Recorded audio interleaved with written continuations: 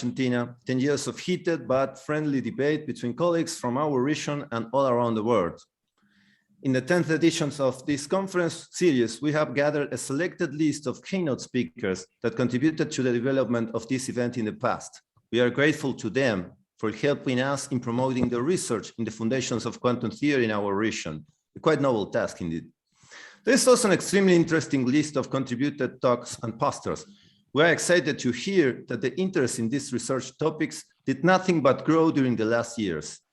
As is characteristic of this conference, we have gathered again a renowned list of physicists and philosophers from different countries and research career stages, trying to understand the foundations of quantum theory. 10 years ago, when we organized the first event of this series with Sebastián Fortín and Gustavo Martín Bosic, we had no idea about what we had ahead. But here we are celebrating, looking into the future years to come with the hope that the interest in the philosophical and foundational aspects of quantum theory will grow, especially among young researchers. The growing interest in this conference shows that it is not only the technical, but also the philosophical aspects of quantum theory that are essential for a better understanding of quantum phenomena. It is very important to acknowledge now the people who always supported these conferences from the very beginning, even when it was not so clear whether all of this was a good idea or not. We are speaking about Professors Olimpia Lombardi, Angel Plastino, Mariela Portesi, Walter Lamberti, and Anna Martey, to whom we will always be grateful. We are also grateful to the agencies that made this conference possible on this occasion, but also in the past, namely the CONICET and the Agencia Nacional de Promoción Científica y Tecnológica from Argentina, the John Templeton Foundation, the CNRS, and the Laboratoire Sphere. We are also grateful to the journal Entropy for our partnership in publishing special issues associated with this conference. The call for contributions for the current special issue is now open, and it's not restricted to the speakers of the conference. You can find more information about it on the website. Before starting, let me tell you a short word on how this conference will work. In order to access the different presentations, you must use the Zoom links that you received by email. The conference will also be transmitted on YouTube. If you have any questions about the talks, please write them down in the Zoom chat so we can pick them up at the end of each talk. To all the speakers, we kindly ask you to try to stick to the time schedule tightly, since given that you all come from very different countries and therefore from very different time zones, it will be difficult to make all the talks fit otherwise. I'll stop stealing your time and let you enter directly into the conference. We're glad to have at the first speakers two Professors Karl Bosis from the Institute for Theoretical Physics of Austria and Gerardo Adeso from the University of Nottingham, United Kingdom. Please, Karl, feel free to share your screen and start with your presentation. Professor Bosil will speak about strong contextuality by non-faithful embeddability. Thank you very much. I will now share my screen. And I would also very much like to thank you for this kind invitation. I can very warmly remember the time I spent in Argentina with all of you. It was a very good time, very productive time, and I hope these times will come back again when the international travel restrictions will be less severe and we'll be able to join in person, because personal interaction is very important in particular in the foundations of physics community, but in general, in physics in general, and in general human affairs. So let me just jump start on the topic. As Federico already announced, I will talk today about strong contextuality by non-faithful embeddability. And for those of you who are interested in the slides of the talk, they can find it here at this website. The only problem with the sign here, this is the tilde sign here, so please feel free or just contact me and I will send you the slide presentation. Now, let me give you some introduction, some general introduction to the entire topic of quantum mechanics. Yeah? Since I'm the first speaker, this might be pertinent. when we say quantum mechanics, since Dirac and von Neumann, we really talk about Hilbert spaces, which are vector spaces, that is ensembles or sets of vectors which are closed with respect to certain operations with a scalar product. And the scalar product serves as an interface to give you numbers, because you cannot measure a vector per se. You have no access to the vector, but you have access to, let's say, frequencies when you measure some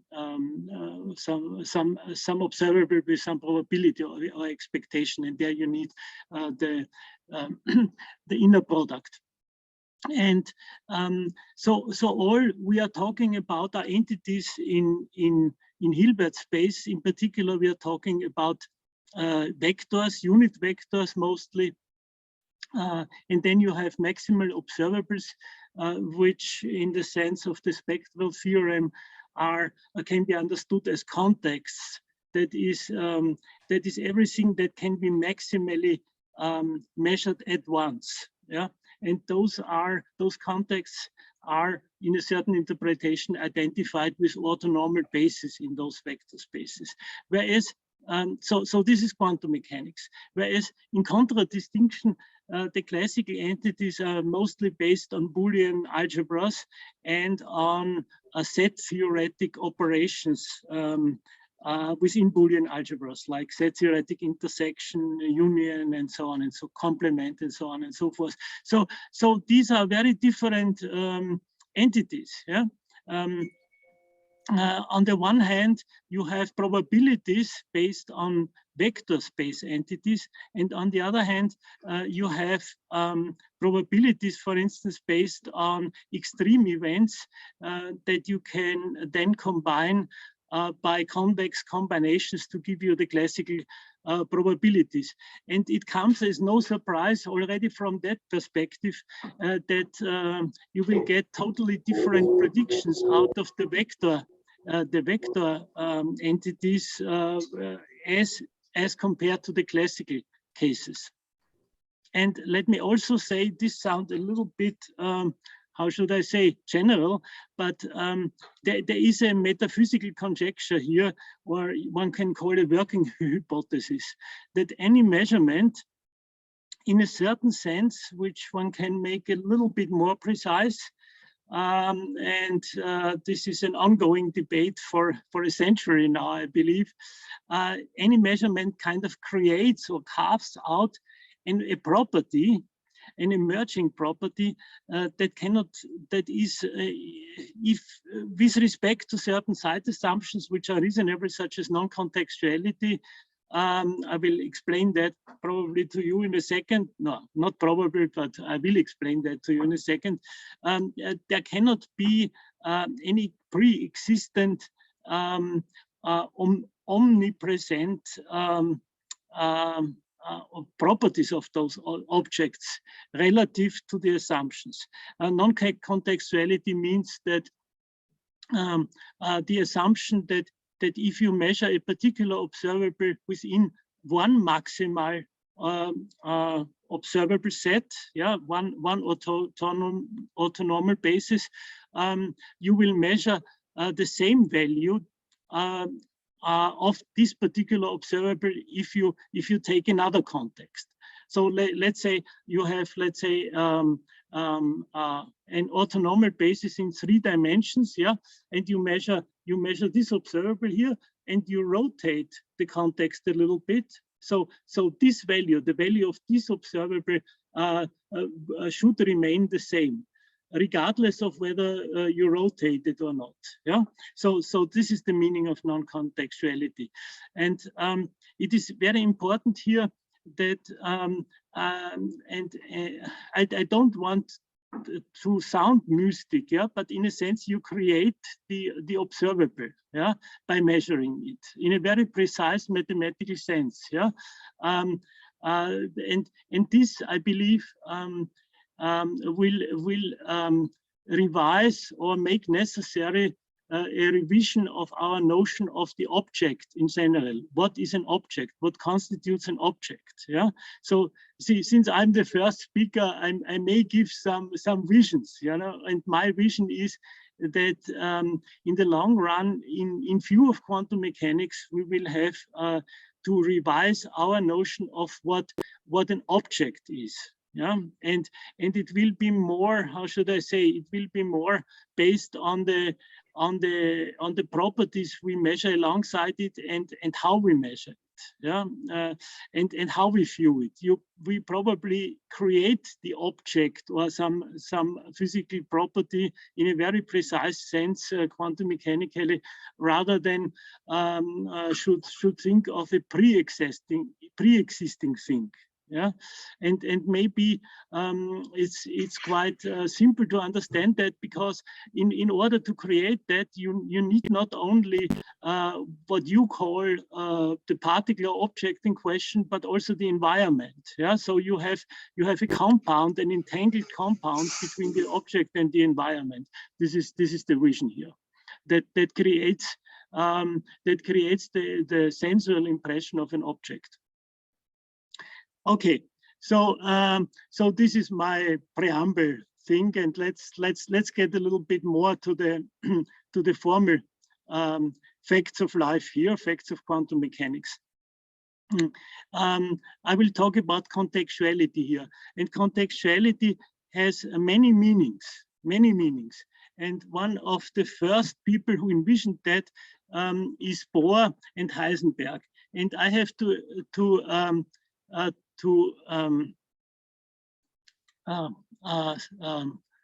accept that I wasn't very much aware of that until I read it more carefully, and until I read some papers, in particular by Krennikov and Jäger, and they pointed out that already Bohr and Heisenberg thought deeply about this idea that a physically observable may also depend on how you measure it. Yeah, but they had this not in an analytic way, but in a more synthetic way. Yeah, so they didn't do what we usually understand today as contextuality, but rather described it in metaphors and analogies and not in formal language.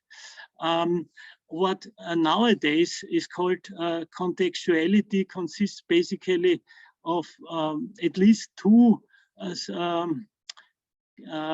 cases. Yeah, the first case is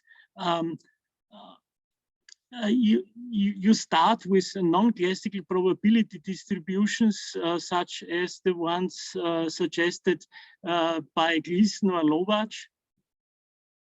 And you have on certain structures of observables, you have Cauchy type functional equations, and you ask yourself, what is the prediction with respect to those kind of probability distributions? Yeah. And then you try to construct something that is in contradiction to what classical probability theory tells you. So you try to find some probabilistic differences between quantized systems and classical systems. So basically, what you get there is you get Boole-Bell type inequalities that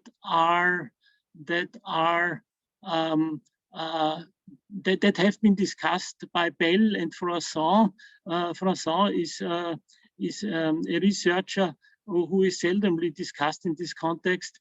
Pitofsky, Cyrilson, Klauser-Horn, Shimoni-Holt, Suppes, Zanotti, and Capello, and so on. So this is the first type of contextuality, where you derive a probabilistic difference, difference in probabilistic description in predictions, in probabilistic predictions of frequencies, let's say, for certain experiments in those contexts. And then you have you have the situation that you have gadget graphs. Gadget graphs means that you take some observables out of you take them from your quantum observables. Yeah, you take them from your quantum observables and take them and then try to interpret them classically. Yeah, also this is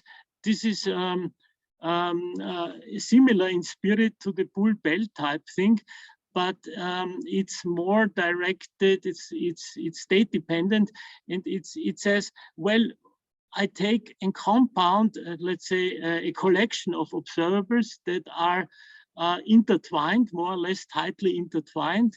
But what is intertwined means, again, in 3D, you know, you intertwine two bases by just rotating, by keeping that kind of intertwining observable constant and just rotate it a little bit, you know. Then two bases, this one and these ones, are intertwining. They're intertwining in this common observable here. Yeah, and you do this a lot of times, and after a while,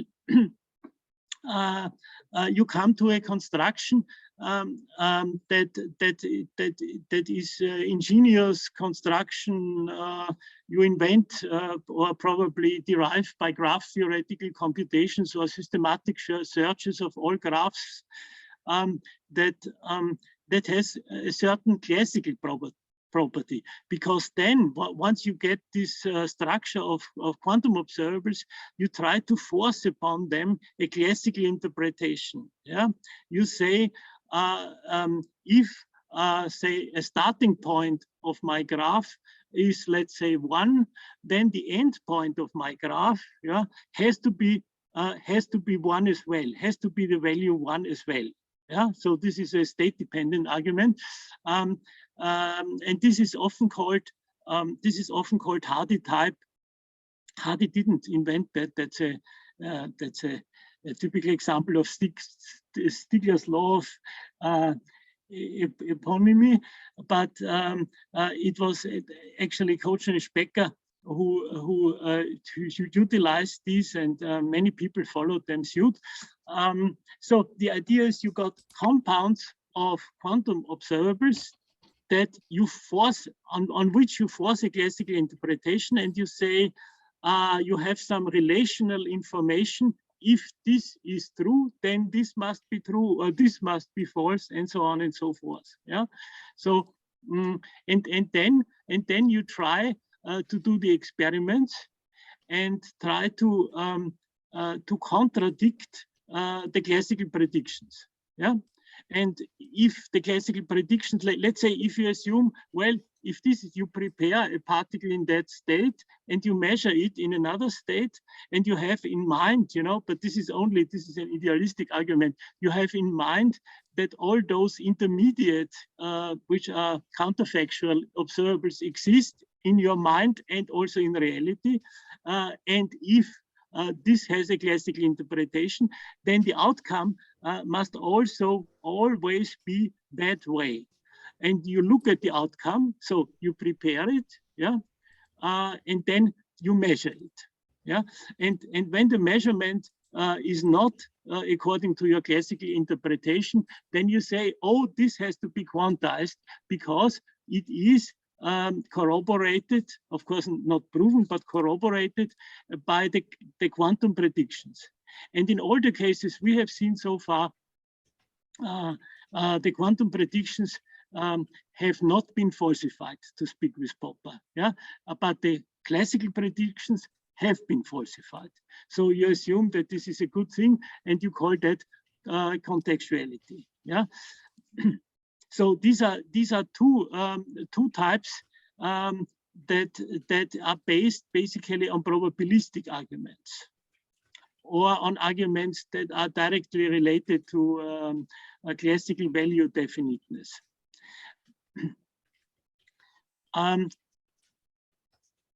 But then you have also a situation where you get something that is even more weird, you know, and Quotient and Spec already in their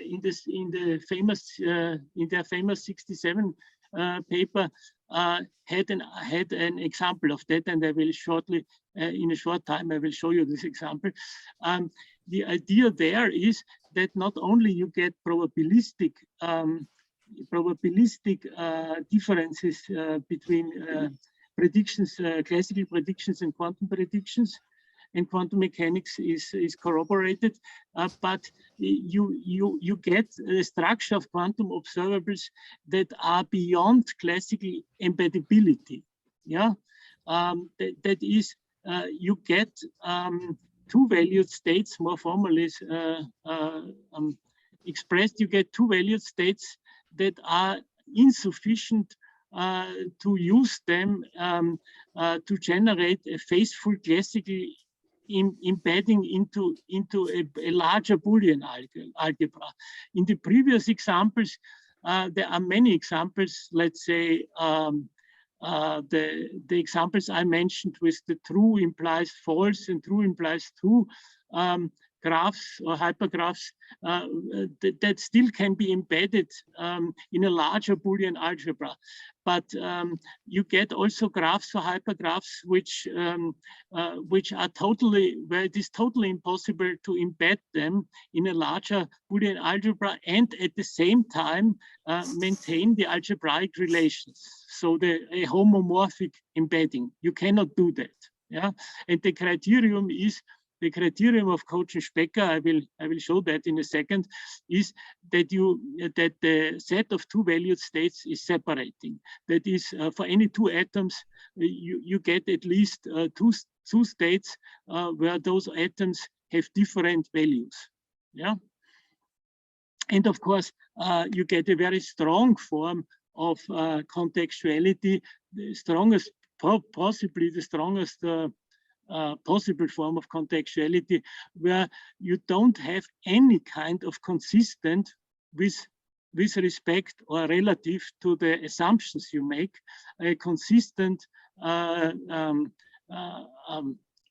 classical interpretation of these observables. That is, there is no way how you can associate falsehood and truth to those observables, because any attempt to do that results in a complete contradiction. You know, results in a complete contradiction.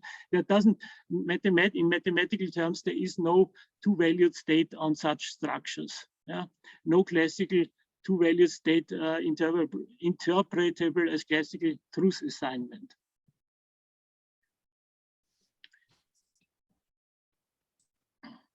So let me just summarize this again in what we actually do here from a tactical point of view. Yeah, you first take a suitable bag of observables that you take from somewhere. Let's assume you take them from quantum mechanics, but you can also take them from automaton logic, partition logic, or whatever. Yeah, but usually people are interested in quantum observables, so they take these observables from quantum mechanics.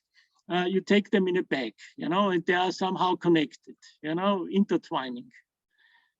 And then you interpret them classically, and you have your classical predictions, mostly in terms of convex combinations of extreme cases. And then you interpret them quantum mechanically and have your quantum probabilities, which are vector space based, yeah, based on vectors. And then, if you are lucky, there is a discrepancy between the classical and the quantum predictions, you know, and you realize, you quantize the system, you realize these observables, measure them one after another, and if there's a discrepancy, you can be quite sure that that quantum mechanics prevails, yeah, or at least is not ruled out. Let's say very cautiously with Karl Popper. There are three important issues here with these kind of arguments that one needs to keep in mind. The first is, which is a very interesting formal point of view. Once given such a bag of observables, and once given certain reasonable reasonable conditions on these observables, such that for every maximal observable, for every observable that are co-measurable, you need to have some classical probability theory on them. This is basically this additivity for co-measurable observables is probably the strongest condition you have. Then the question is, what kind of probabilities? I mean, in purely functional terms, what kind of probabilities can you do on them? You know, I will show you an example what I have in mind here. So this is the question. What kind of, given a bag of observables, what kind of probability is possible on these observables? You know, this may go beyond the quantum ones. Yeah, there may be weirder ones out there that may be realizable or thinkable, and maybe we find situations where we have this weirder kind of quantum behavior. But the intuition is really this classical quantum analogy. And then of course you may ask, well, if there is such arbitrariness, why are certain things so and not the other way? You know, and the answer to that is that one and the same structure of observables might have very, very different resources and very different realizations. And I came through that by studying automaton logic and generalized Uhren models that were invented by Wright, and compared them to to quantum observables.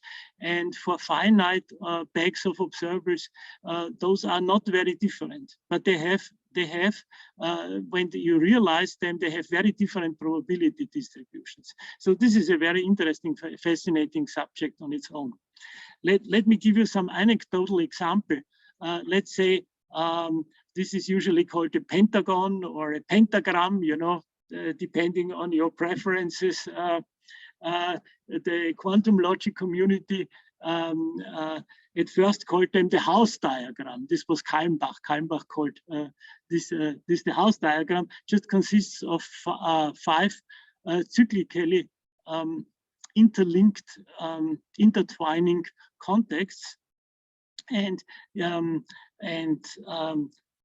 you have a classical interpretation in terms of convex combinations of the 11. There are 11 two-valued states thereon, or I should say not two-valued states, 11 0-1 states thereon. Yeah, which means, what is a 0-1 state? Well, a 0-1 state is a state that associates, let's say, with one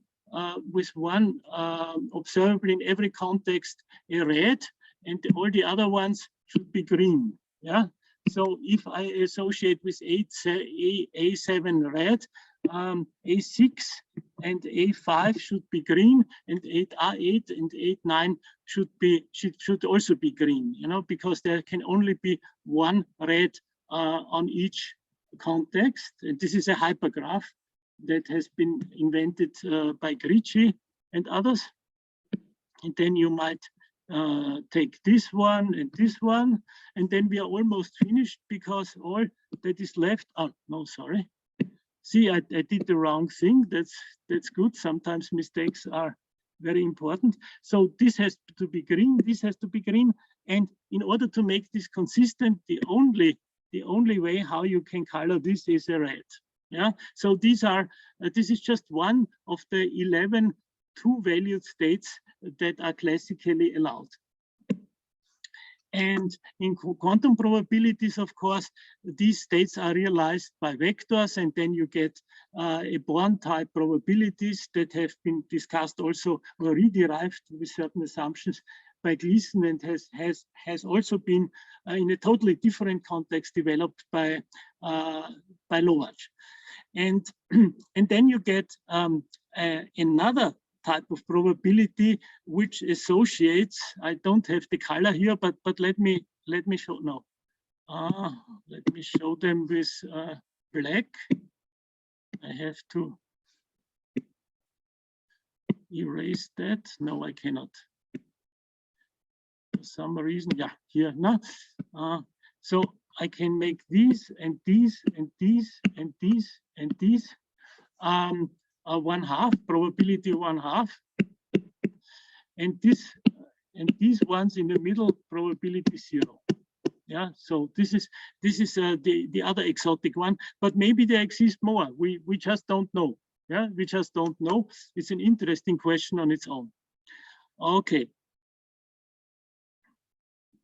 So far, we are zooming in towards the end. So I will now. So far we have only spoken about different probability distributions on fixed collections of intertwining observables. Now we shall be talking about weird non-classical collections of intertwined observables. Yeah, and the first example that I found in the literature is already contained in this famous paper by Quotient and Spec, mainly famous due to this Quotient-Spec theorem that says there exist structures of quantum observables that don't allow any kind of classical interpretation relative to the assumptions made. But this one they discussed also, and this is very fascinating. They said that there exist structures of quantum observables that wouldn't allow a separation with classical means. What does it mean? Let me give you a preliminary gadget type of argument. If you assume that this here is true and this here is true, then you get a complete contradiction. Why? Because this has to be false here, this has to be false, and then the only way you can associate a value definite observable is here and here, but this is connected, and you shouldn't get in a single context. You must not get two true statements. Yeah, this is against the assumptions. So all you can do is, and I'm erasing these value assignments now. So all you can do is, if you assume that this is true, then this has to be false. Just because if I assume that if A is false, I get is true again. Also, I get a complete contradiction, as I argued before.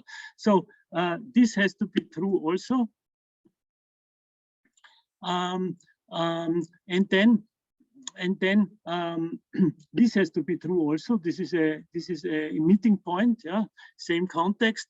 So you get two two false statements, and then you have another rule. There must be at least one true statement here, so this has to be true. So if you assume that this is true, this has to be true as well. And for symmetry reasons, you could also say that this and these observers cannot be distinguished by classical means. So you have a non-distinguishable. You cannot distinguish between at least two atoms. Yeah, or two pairs of atoms. In this case, you cannot distinguish between two pairs of atoms, namely this pair here and that pair here. And this is a typical case where their theorem, Quotient-Spec theorem 0 in this work is pertinent. It says that in order to allow classical embeddability, you need a distinguishability here among A and B here. Yeah. So now here you can, but let me see. Let me see. As I mean, here this A and this B should be associated those observables here. Yeah, so you don't have that, and since you don't have that, you cannot embed them.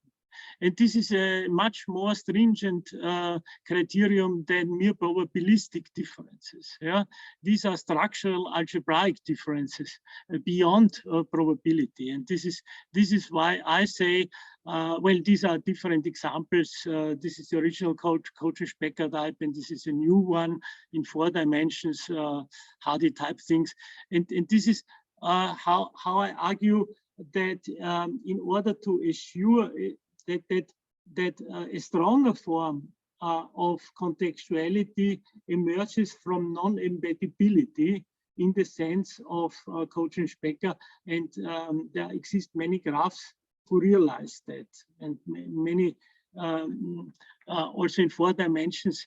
I mean, I discussed this in a recent paper in 4 dimensions, how to generalize them to 4 dimensions. So there exist a lot of examples in quantum mechanics, which not only has this probabilistic contextuality, form of contextuality, and there exist even weirder forms of this type of contextuality, because, for instance, this graph that is based on a paper on a dissertation of the ETH in Zurich. Oh, there are two. Well, this is not good. It should be one pair of dots. This is based on a dissertation that was made under the guidance of Professor Specker. He gave it to me personally by Dr. Klavatetscher-Seeberger, and she based her argument on a communication by Schütte in 1965. You know, Schütte gave a famous, an ingenious argument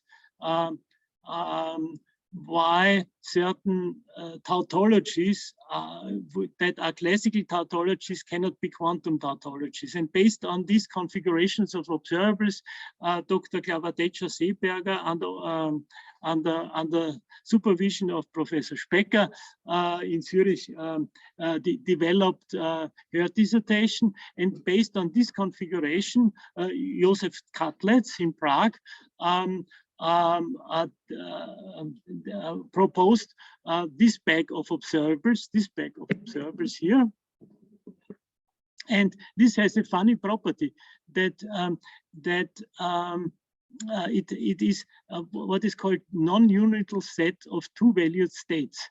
So if you take all classical interpretations, you find out that the only classical interpretations that are allowed, that the only one must have this as true, and then those connected parts must be false. So all these observables here, they have to be true. Yeah, they have to be true because they are connected to the false observables. So they cannot be true.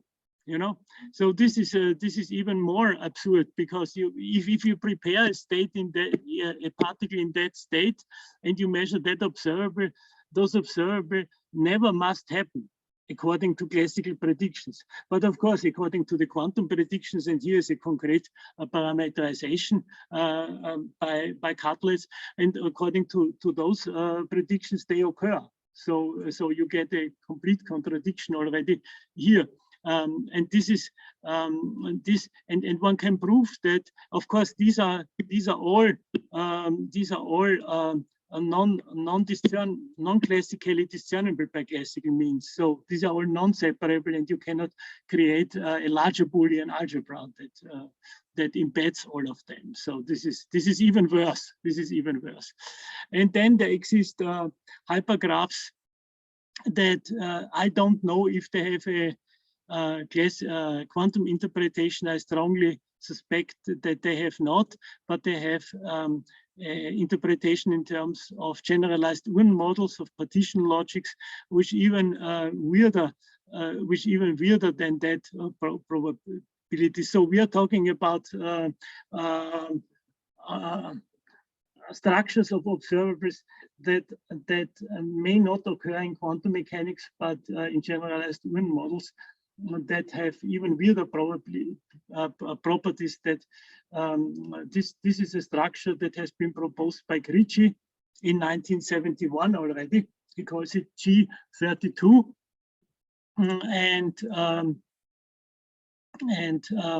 what I draw here is a realization in terms of partition logic, and this has the probability that it is not, that it cannot be colored, that the chromatic number of this hypergraph is 4. So you need 4 numbers, and this has some consequences on the classically realizability and on the realizability in terms of properties. So you need 4 basic properties in order to realize such a graph.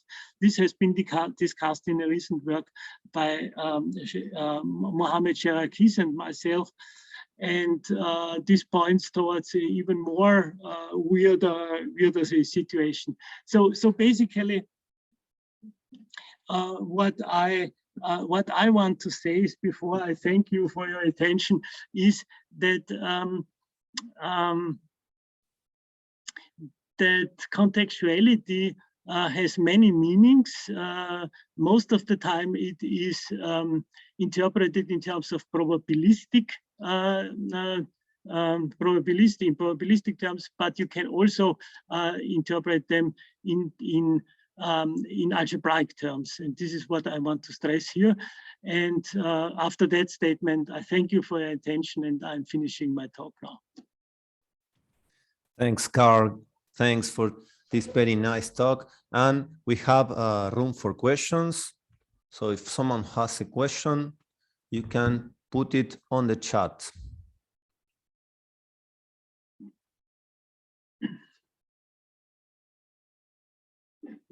I have a question myself until someone asked a question. Carl, you mentioned this sort of non-separability. And at the beginning, you said that there is a strong contextual behavior, that when you create a measurement context, somehow you have that the properties appear related to it. Well, in the literature, this has been related to non-locality, usually, so that quantum mechanics has an intrinsic sort of non-locality, and of course they relate this with the Bell inequalities. But of course there is always this tension between non-locality and contextuality. So some people will say, like I say, that somehow quantum mechanics is contextual and not non-local. But what's your take on that? What's your opinion? I would like to hear. Well, I believe that at least as I presented it here, those are 2 different issues. You know, the one is you can have non-contextuality in a local and in a non-local configuration. Yeah. So if you for instance in the typical EPR configuration, you have an explosion view of those observables. Yeah. And you have relational information due to the entanglement of that state, but this is not necessary. And there are, let me put it a little bit pointedly, let me say, or controversially. Some people, and I don't want to say who, but one might imagine that some people say, why don't you need non-locality if this type of contextuality is already there? You know, you don't need that. On the other hand, I think from a physical point of view is one might say mind-boggling to see that behavior even among spatially distributed subsystems. You know, so from a pure, these are many times the mathematicians, they say, well, you don't need that, you know, but from a physical point of view, it's fascinating because space-time you can say it's an a priori construct. I don't believe that. I don't believe that. That's another issue. But it's still fascinating to see some different space-time points, and they behave in a contextual fashion. They cannot be separated. Yes, I see. And another question regarding just that theorem 0. Perhaps you know them, but we've been working with Decio Krause and Acacio Barros about how contextuality and indistinguishability are related. It's a sort of exploration, we're still working on that. We have the thesis that somehow the fact that you have properties with the same content, but that can appear in the different context, that lies at the heart of it. So one possibility is that they become indistinguishable. Do you think that what you say here, just in this slide that you are showing, can be related to that? Yeah, it may be. I think this is a typical example where we have to go over the argument, and we have to explain now to ourselves at some point. Yeah, I just be very humble. I say these criteria are out there for a long time, have been already published in this famous article, in these ingenious constructions by Quotient and Spec, and they need to be taken more seriously. They need to be taken more seriously, because people are always looking at Quotient Spec's gamma 2. The gamma 2 is this nice work that is in the Red Hat book, but they seldom look at the graph number 3. This is well, I cannot, because there is no time. I spoke with Specker about that often, and Specker was a little bit sad that not too many people listened also to the other works. So yes, the answer is yes, maybe, yeah. Okay, thanks, Carl, for this very interesting talk. So now we have to move to the next speaker of this morning section. Please, Gerardo, if you can, try to share your screen. Yes, I will. So we thank Carl. So we give like internet claps for Carl. And now, Gerardo, please, the next talk of this morning session is by Professor Gerardo Adeso from the Nottingham University, and he will speak about a quantum Gibbs paradox. Please, Gerardo. Thank you very much. Let me just see if I can. No, I think it's fine. Yes, hi. Well, of course, I would have loved to be there in Argentina with all of you. We just made it to Cordova. I've not been with you the whole 10 years in the past, but I was there in Cordova in 2019, and I think by the time we were doing that conference, probably all this mess was starting in China about the same time. So the world has different plans, and now we're doing this online, but I hope that at least this made it easier for several colleagues to just take part in this event and support the development of quantum foundations in Argentina, which is really promising. And I was really impressed by what I learned 2 years ago, and hopefully what I will learn during this conference. So thanks again for inviting me and for organizing this event. Thank you, Gerardo. Thank you for being here. Thanks. You're welcome. Right. So what did I talk about 2 years ago was indeed about indistinguishable particles. And in a certain sense, we're still talking about them. But today we're going to give it a rather different spin. So last time we were interested more into whether entanglement between distinguishable particles is a real resource or not. But today we move in even more into the foundational side of things. And the idea is, as most of my research, my interest is in actually trying to work out if there are any boundaries to the quantum world. So this is a nice picture by Zurek. And sometimes I see myself as this little guy patrolling the border between the classical and the quantum world, whichever way we aim to define them. And the idea is that I'm interested in identifying some signatures that are distinctive, and they can only happen in the quantum world, but maybe they get lost once we move out towards the classical world. So there are many of these things.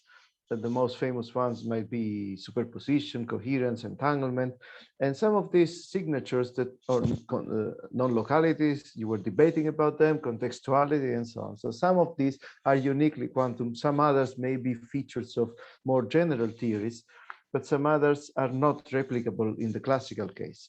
Whenever we discover more of some traits which are specific quantum or definitely non-classical at least, then the idea is not only this is interesting from a foundational point of view, because we get to understand more about the basic building blocks of quantum mechanics, but this also makes it potentially interesting for people working in the development of new technologies, as we have all seen in the past 3 decades. So the more we understand about the nature and the use of quantum features like entanglement and so on, so the more we can empower them as resources for novel applications. So we're interested in both of these things. Today, we're going to look at something quite unusual as a resource. And this something is actually ignorance. So this talk will identify some, I would say, fundamental difference between classical and quantum mechanics in the power of ignorance within the context of thermodynamics. So let me just go back to talking about the Gibbs paradox as it was known in classical thermodynamics first. Right, so the idea is the following. You have a box. So suppose it's initially divided into 2 halves. And then at the beginning, you just have a gas filling 1/2 of this box. I think you can probably see the pointer here on my screen, right? Hopefully. So yeah, so you have n particles and they fill up this volume V, which is half of the box. Now you open the membrane in the middle and you let the gas expand isothermally to fill the full box, so twice its original volume. Of course, in this process, you have created entropy, and the entropy produced is n ln log 2, where n is the number of particles of gas. But then consider this situation here. Suppose from the beginning you had 2 species of gas, each filling 1/2 of this box, and then you remove the membrane and both of them expand to fill up the whole volume. So if those 2 gases were in some way distinguishable, so they had some property which differentiates one from the other, in this case, they look like 2 different colors. They might have 2 different atomic numbers and so on. So you would say that each of them expands, like the first case, from V to 2V. And so each of them brings in an increase in entropy given by n log 2. So overall, you have 2n log 2. But what is the situation if those 2 gases were indistinguishable? If they were indistinguishable in the first place, so the presence of this membrane here doesn't actually make a difference, because from the very beginning, you would have 2n particles of the same gas filling up the whole volume. And even after you expand it, effectively, you wouldn't get any difference. So in this case, the entropy produced would be 0. Now, the paradox came from the fact that one can imagine that maybe these 2 gases are only very slightly distinguishable, or maybe the degree of freedom that distinguishes them is not detectable by your apparatus. And so you have a limit in which they effectively become indistinguishable. And then you would have some discontinuous jump from this situation here, where you produce 2n log 2 of entropy, to the situation in which you actually produce nothing. So how to reconcile this paradox? There's been several studies in the past 50 years, I would say. Some resolutions to this were actually by realizing that maybe we are counting it wrong in the case in which the particles are indistinguishable. So some studies by founding fathers like Gibbs, Boltzmann themselves, they were just saying, actually, the way I've been presenting it, it doesn't look quite right because the entropy is not extensive in that case. So if we assign labels to each of the particles, they are not physical in the case in which the particles are actually indistinguishable. So suppose that, of course, for distinguishable particles, I could individually identify each of them in their state. And so the state space would have a volume V to the n. The entropy, if those states were distinguishable, would be, of course, the log of the state space. But in my case, I cannot, so permutations of the different particles would just count it as the same state. So I have to renormalize my phase space here by factor n factorial. And in this way, when I count the entropy from the number of microstates, then I would have something which in the limit of large n is actually extensive. This is the way people have been looking at this phenomenon before, but this is not what I'm interested in this talk. In this talk, we're actually interested in the operational meaning of this paradox. And this was, I think, very nicely understood by James in one of his papers on this paradox. So what he said is that actually this is not really a paradox, but it is corresponding to a physical situation which models the capability of different observers. So whether two gases are distinguishable or indistinguishable, it is in the eye of the observer. So it just means whether we have the facilities to be able to access degrees of freedom that distinguish them or not. If they are distinguishable, so if we can actually access those degrees of freedom separately, then this information that we have about them, so this entropy which is produced, can actually give us a product which is work. So we can extract work from this situation that is proportional to this 2n log 2, because of course we can couple to each of those two species of gas differently. For instance, through some semi-permeable membrane, which only lets one different species pass in one way or the other. And so we can actually extract as much work by coupling the piston to this through the expansion of the gases. If on the other hand, so the observer which can do this and can extract work from this system would be named as an informed observer. So he can access, or they can access these degrees of freedom. On the other hand, we can have an observer that doesn't have this facility, and so it is ignorant to the degrees of freedom that distinguish the two gases. And this ignorant observer, there's no way they can extract any work from this situation when we let the gases expand.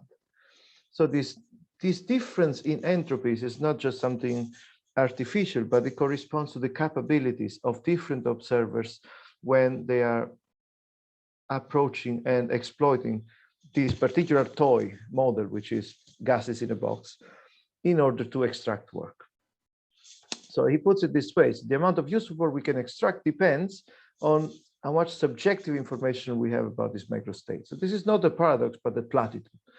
James was quite arrogant all the time, but I think it put this thing right.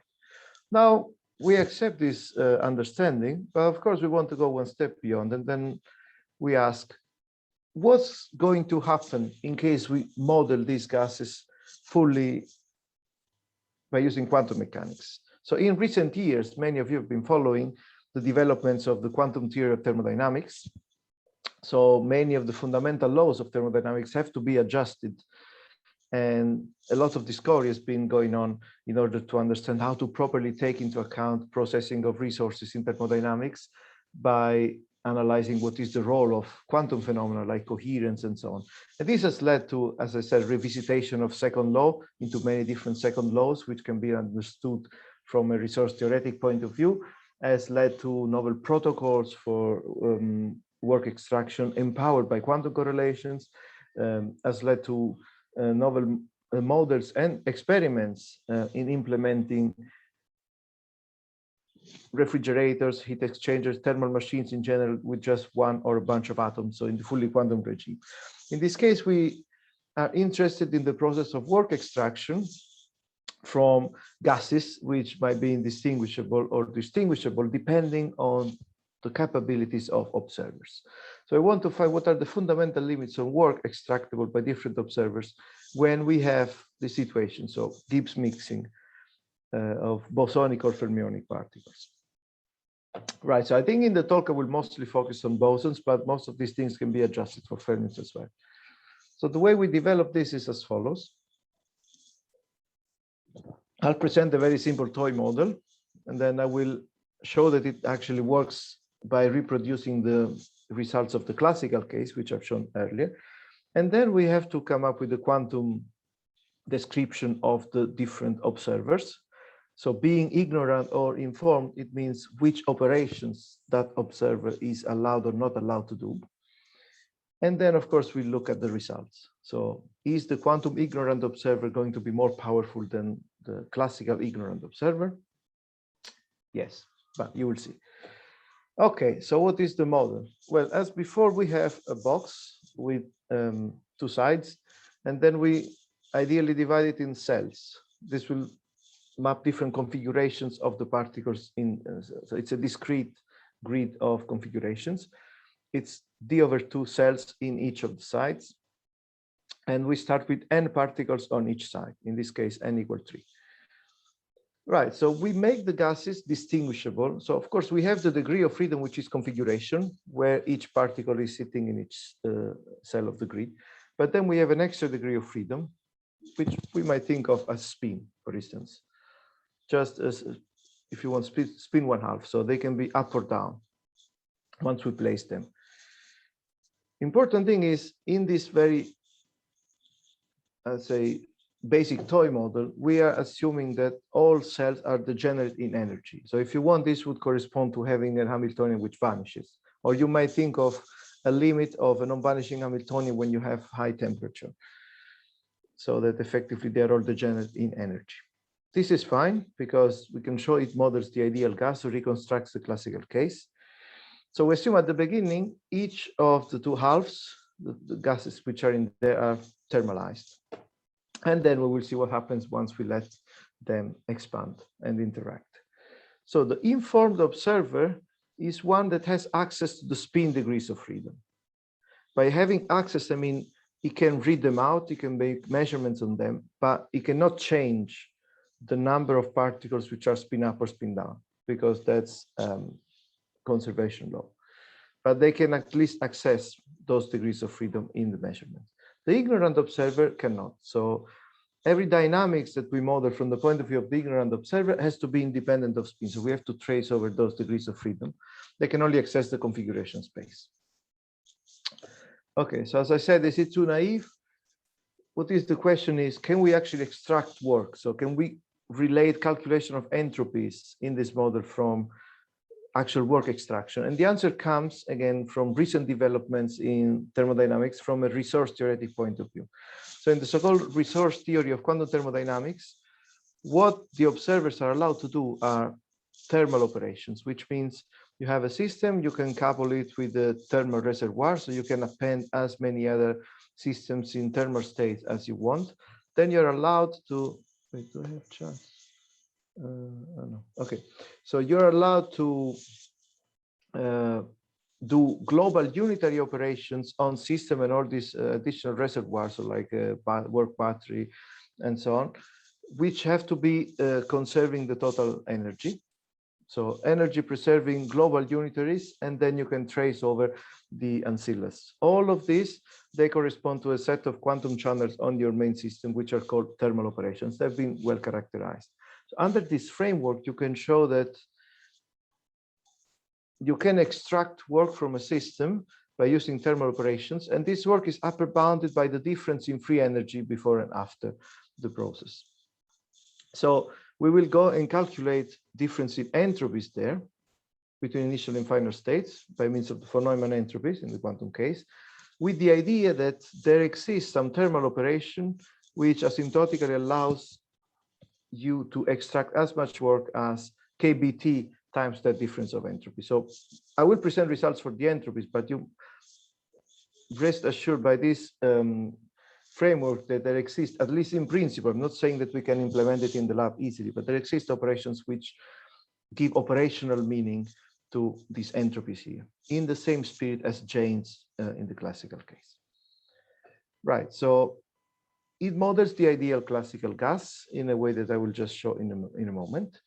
So if we want to see what happens in the classical case, then all these entropies, they can just be computed by counting configurations and microstates. So let's revisit the classical case. At the beginning, we have on each side a uniform distribution of n identical particles over d/2 cells. At the final state, then, of course, we will have a uniform distribution of all the configurations of all the particles, 2n, over all the cells in this box, which are d cells. So we just have to count properly. So if the observer is informed, so they can distinguish the spin degrees of freedom. So configurations, so states where particles are in the same configuration, but they have different spin, will be counted as different states. For the ignorant observers, those configurations will just be the same. So what are the results that we get here? Let's navigate through them. So at the beginning, we have n particles in each side uniformly distributed over d over 2 cells. Okay, so in one side we have n particles over d over 2, on the other side n particles over d over 2. And whether they are distinguishable or indistinguishable, it doesn't matter. So the entropy at the beginning will be just twice this factor here. At the end, after we have let the Gibbs mixing happen, then if they are indistinguishable, then of course it doesn't really matter whether we can or not access the spin degrees of freedom, because they actually have no difference. So there's no spin dependence in this case. So we will just have 2 n particles uniformly distributed over d configurations. And this is this term here that you see in all of the 3 green boxes. But if on the other hand, the particles are distinguishable and the observer can distinguish them, then they would see twice n particles distributed over d cells, because they will be 2 different species. And so in this yellow box, bottom left, then you see that the term for the final entropy, in this case, by an informed observer with distinguishable gases, will be different, actually higher. Now we're going to take some limits in order to recover what we have said before in the classical Gibbs paradox. And the limits are the following. First of all, large number of particles. So it's a kind of macroscopic limit. But on the other hand, also low density. So we have a lot more cells in the grid. It's kind of almost a continuous limit, continuum limit. So you have a lot more cells in the grid than the actual particles that fill them. If you take those 2 limits, then there's no entropy production in 3 out of 4 cases, where 0 means something going logarithmic in n, so which is of course vanishing compared to something going linear in n. Yeah. Well, on the other hand, for the informed observer with distinguishable gases, they can see a difference in entropy, which is 2n log 2, just like in the classical case.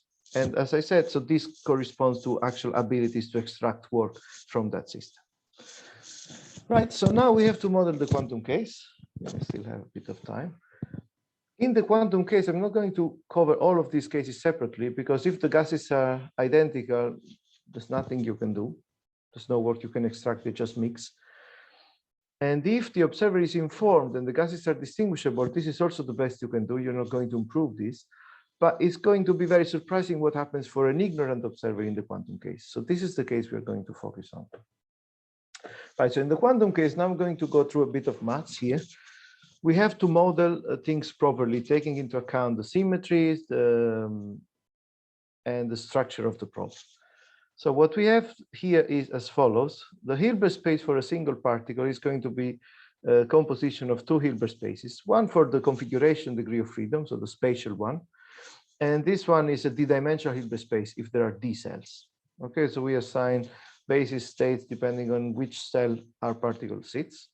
And on the other hand, then you have the spin degrees of freedom. As we said, this is just a qubit, so it's a 2-dimensional Hilbert space. But on top of this, we have here particles that have to respect the exchange statistics. So overall, when we combine the Hilbert space for n particles, then depending on their nature, we have to consider projection onto the symmetric or the antisymmetric subspace, depending if they are fermions, bosons or fermions, respectively. So overall, the Hilbert space would be just projection of these big tensor products over the corresponding subspace. So when we're going to do permutations on different particles, then you will have composition of permutations on the configuration and on the spin state. But because they have to respect the overall symmetry, then these permutations will couple those degrees of freedom. And so we can effectively decompose our big Hilbert space for n particles in terms of subspace, which are indexed by a specific symmetry. So I'm giving an example here, for instance. If you have the simplest example that we're all familiar with, so if we have just 2 particles and 2 cells, then of course we have the spatially symmetric configuration of this particle is coupled with the spin symmetric triplet configuration, yeah, where there's up, up, down, down, and then up, down, plus, down, up. This is a three-dimensional subspace, which we all know is the triplet, and this will couple with the spatially symmetric configuration. That's an allowed state. On the other hand, the spatially antisymmetric configuration will couple with the spin antisymmetric configuration, which is the singlet. If we have fermions, then coupling is inverted. This will be coupled with this will be coupled with this to respect the overall antisymmetry requirement. So effectively, what we have been doing here is we have been decomposing our space into two subspaces, one that we call the singlet, one that we call the triplet, indexed by a quantum number that is like an eigenvalue of a total angular momentum operator. And this is easy to do. We all do it in the case of two particles, but in general, this can be done for the big Hilbert space of n particles by making use of the so-called Schur-Weil duality. So each specific symmetry of the wave function, spatial wave function, will be indexed by value of this coefficient.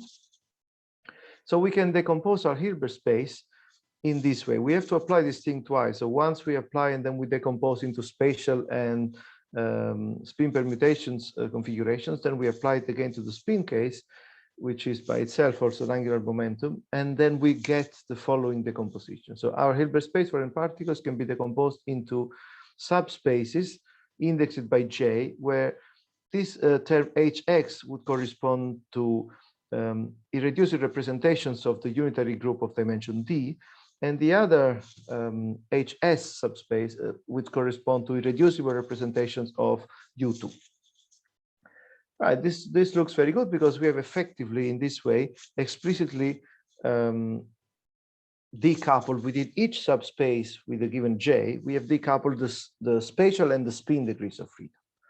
So now what we know is we have to model the capability of this ignorant observer. And in this way, it is transparent because the ignorant observer can only access the spatial degrees of freedom, has no control over the spin ones. So now we have to input all these conditions to determine what are the operations that the ignorant observer can implement on the system. So the dynamics that the gas can, the dynamics that our system can undertake will be constrained if we are not able to access the degrees of freedom of spin. So overall, I said our observer can implement thermal operations, which correspond to global energy preserving unitaries on system, heat bath, work battery, and any additional thermal reservoir if needed. So this U has to be energy preserving, but for the ignorant observer, there is more because it only has to act on this specific subspace. And overall, then we also have the fact that it needs to preserve the exchange symmetry, of course. So if you combine all these ingredients together, it is easy to see that this specific subset of channels conserves our quantum number J. So what it means that the thermalization happens independently within each subspace with a given spatial symmetry J. So according to the informed observer, the system was initially thermal in each of the halves and then can just fully thermalize through the Gibbs mixing. But according to the ignorant observer, this cannot happen. We can only let each individual subspace thermalize. So the state of the system as described by this observer with limited capability is just a mixture, which can be written as a direct sum of states each living in this subspace for a given J with certain probabilities that we can work out. And now as a consequence of this Gibbs mixing, each of those evolves independently within its subspace because J is conserved for these operations. Okay, so this is what happens. We start from a state like this, and then it evolves so that it thermalizes within each subspace. And we cannot just send it through a general thermal state because this violates the constraints that we have for this observer. I think I do have a, okay, so now what we need to do, we need to calculate the difference in entropy before and after. So the before is always the same.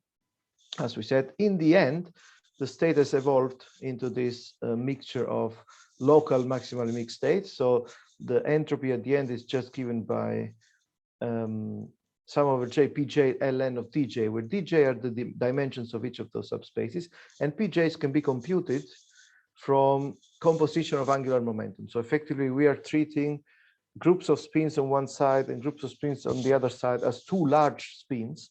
And then from the Clebsch-Gordon coefficients you obtain from combining this angular momentum, you can calculate this. I have all the expressions in the paper, but I'm not going to put them on the screen because they're just ugly combinatorial things. And similarly, you can get the dj from the Schur duality, so from representation theory.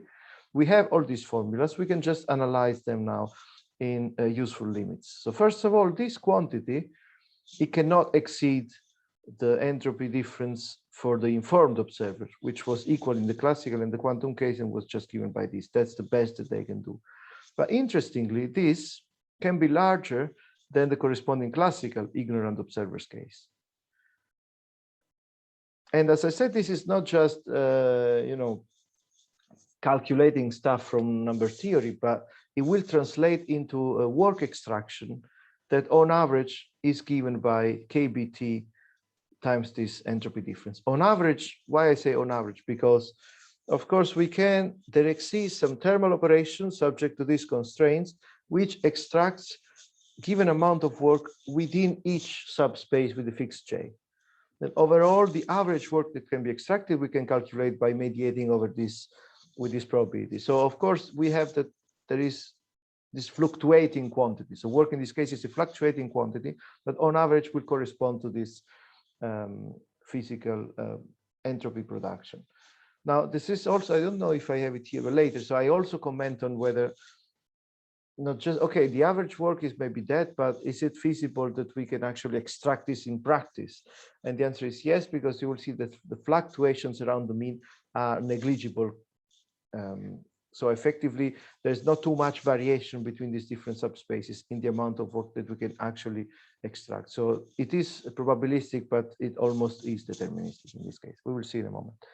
Right, so for example, let's consider this situation. So we have, again, two cells, two particles, so one particle per side.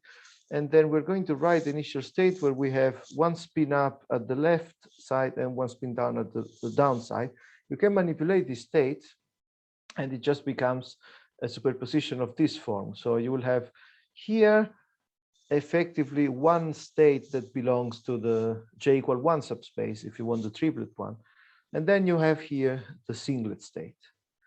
Now, this would be the initial state. Once you let the system undergo the evolution, each of the subspaces will thermalize independently. So the singlet subspace is only this state, so it will remain the same. It's not going to change.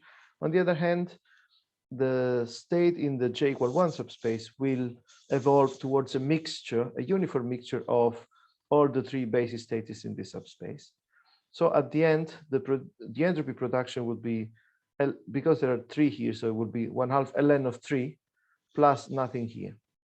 And so you see it is non-zero. So the ignorant observer can witness something in this case, even without having access to the actual degrees of freedom of spin. Right, so we can actually make some plots in order to analyze this quantity and look at the limits. So let's look at these plots. These are for bosons. I have similar ones for fermions. And we are plotting here the difference in entropy before and after the Gibbs mixing as observed by different observers. Now, this upper bound here would be just 2n log 2, which we know is the limit in the classical informed case. The classical ignorant observer, we know will converge to 0 in the appropriate limit. So these two plots on the left is just small n, on the right is larger n. So remember, we need large n and even larger d to work out the limits we want. So d is increasing on the horizontal axis. This, as we know, there's nothing the ignorant classical observer can do. But on the other hand, the gap between informed and ignorant observer in the quantum case gets actually smaller and smaller with increasing d. And it can be calculated exactly analytically in the limit in which d is very large over n and n is also large. That gap tends to 0. So in the relevant limit, in the quantum case, both the ignorant observer and the informed observer can actually extract the same amount of work from the system. which is completely different from the classical case. So the capability of the ignorant observer, without having access to that degree of freedom that distinguishes the two gases, tend to be the same as the capabilities of the fully informed observer. So if we go back, as I said, to the issue of deterministic versus probabilistic work, we can work out the variance around the mean for work extraction in these different subspaces. And in the usual limit for large number low density, this variance is actually a constant.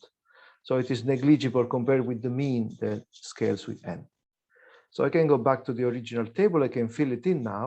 All those cases, they remain zero because for indistinguishable gases, there's nothing we can do. But if they are distinguishable, and an informed observer can extract 2n log 2 kBT work from the system, a quantum ignorant observer in the appropriate limit can extract as much work as the informed one, while for a classical case, ignorant observers has nothing to do with it.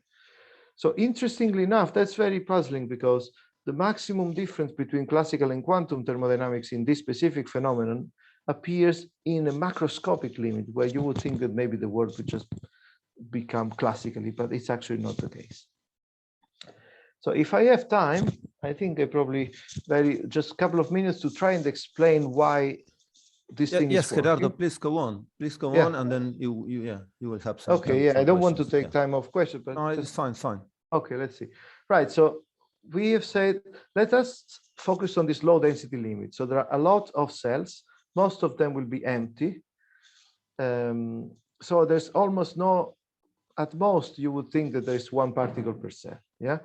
So let us consider that, for instance, we have 2n particles. They will not have double occupancy if there are so many. That is the actual low density limit, so with high probability.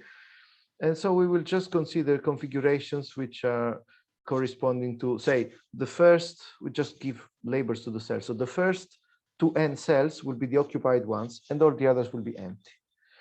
So for this spatial configuration, a spin configuration is just going to be a permutation of n particles with spin up and n particles with spin down. The question is, if we do not have access to this spin part, how much information do we lose? So remember, this reasoning holds specifically for the low density limit. As you see, you reach there as a limit. For higher density, then of course things are more complicated. But in this case, everything just reduces to Hilbert space of 2n qubits. And we can apply the same trick as before. So apply the Schur-Wide duality, and then we decompose it into subspaces where we have here a component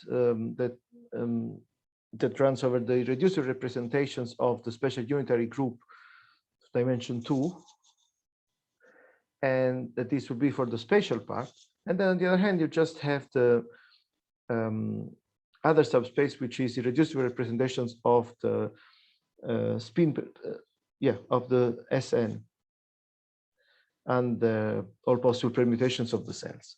So a basis for this Hilbert space can be written as we do with normal angular momentum, but noting that the last one is corresponding now to the group of permutations.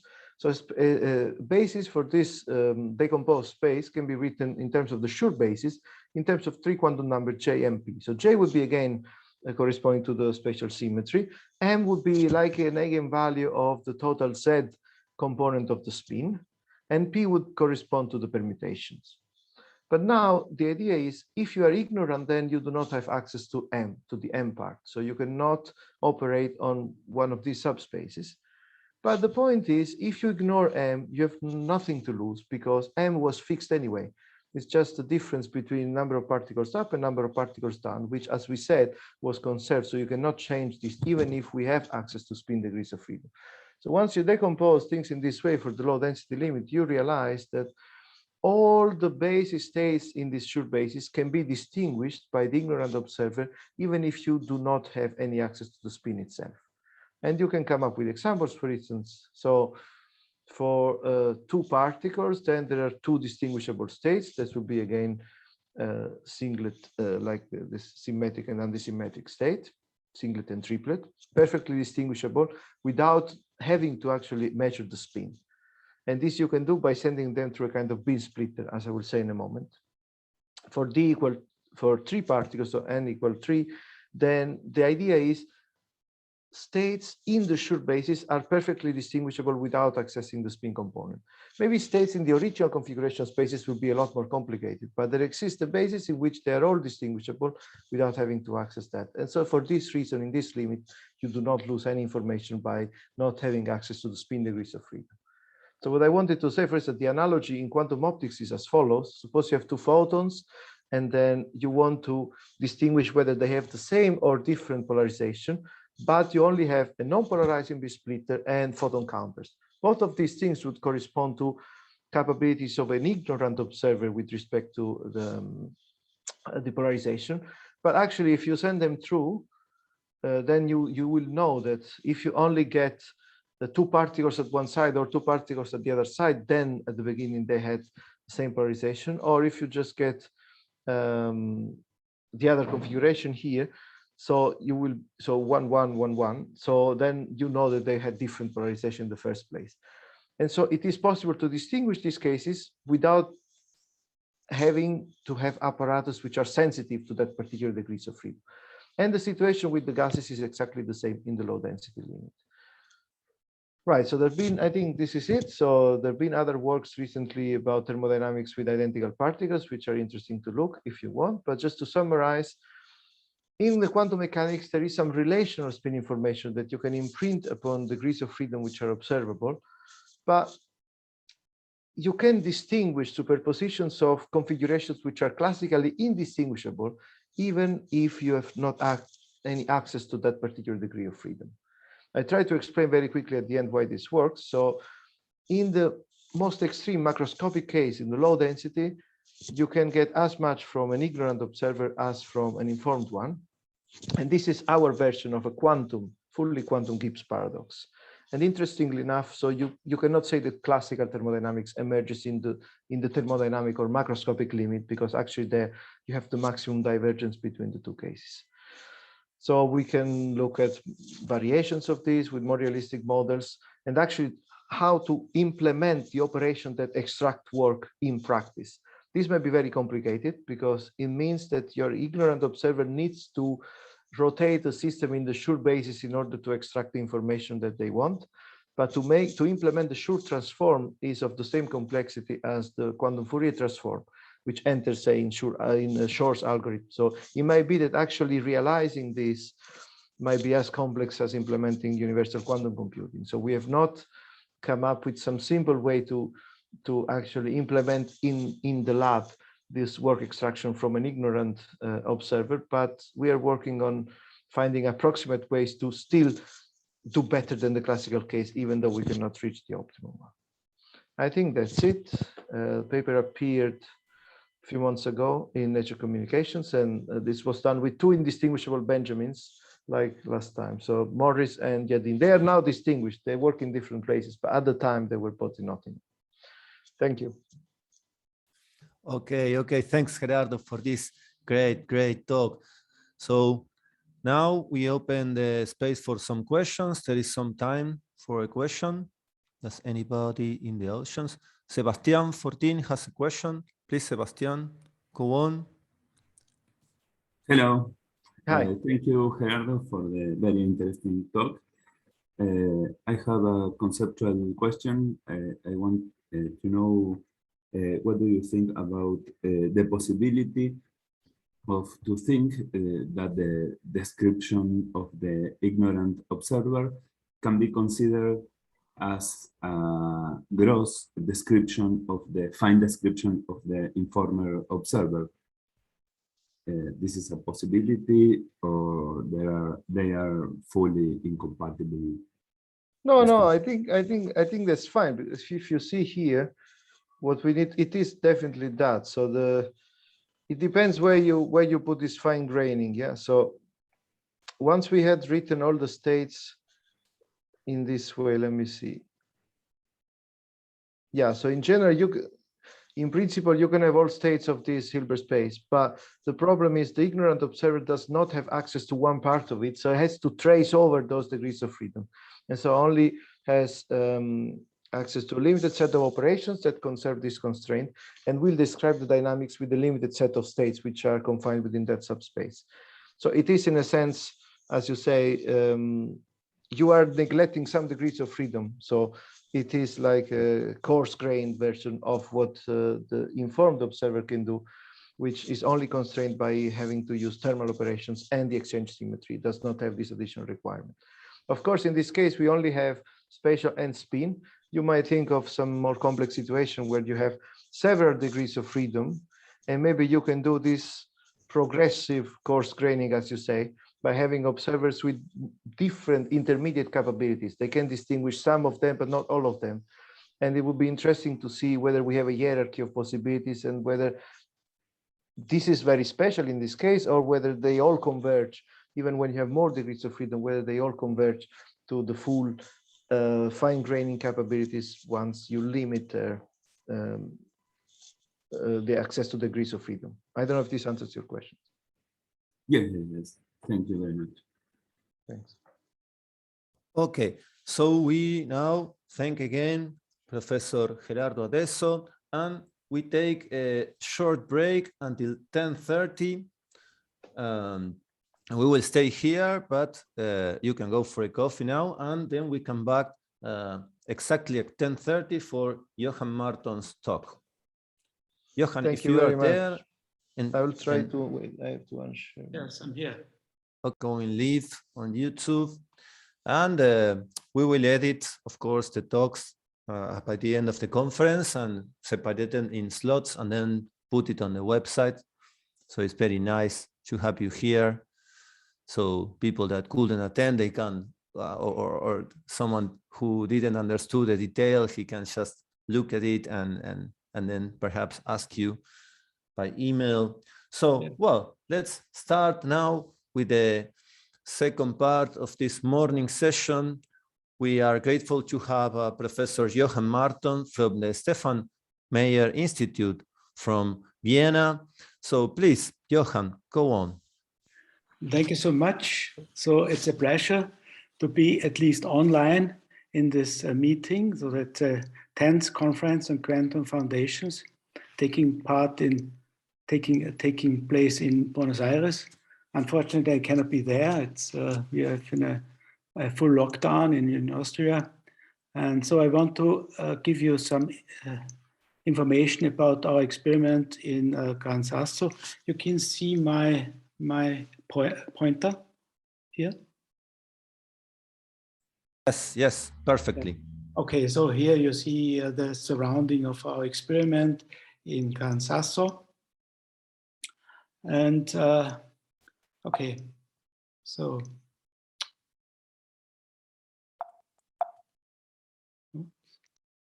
not going on. Perhaps if you click on the screen, yeah. Yeah, okay, I'm coming to the outline of my talk. So the Pauli exclusion principle, as you know, is a solid pillar of quantum mechanics. It's a very robust rule. The question is, what is the reason for this Pauli exclusion principle? So even Pauli could not answer this question. And the other question is, are there really no violations? So first, it's connected with a periodic system of the elements, was a starting point. And also it's connected with the stability of matter, with the stability of neutron stars, and also some point has to do with quantum gravity. Okay, so we have, we want to, with high accuracy, an experimental test of the Pauli exclusion principle. So I will explain some methods for testing the Pauli exclusion principle, which were already done by others.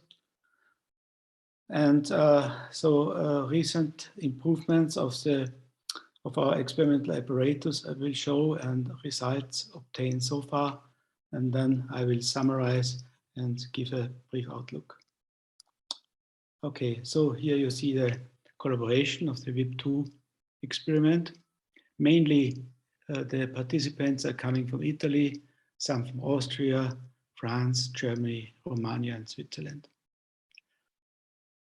Okay, so Pauli in 1925 said, in an atom there cannot be two or more equivalent electrons for which the values of all four quantum numbers coincide. If an electron exists in an atom for which all these numbers have definite values, then the state is occupied. So this was published in a German language, Zeitschrift für Physik, in 1925. And the question is what Pauli is meaning with four quantum numbers, because the spin was not known. So Pauli was also named the double phaseness of the electron. So it was pointing in the direction. Okay, so this is a Zeitschrift für Physik, and you see here Pauli was also sometimes in sport beside his theoretical work, using a slide, and also with Niels Bohr he was discussing the angular momentum, but spin is more than that. So it's classically not describable double phaseness of the electron.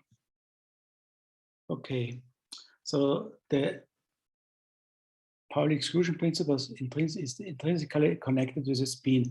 So if you look in the handbook for students, it's saying spin statistics theorem is giving immediately rise of the Pauli exclusion principle.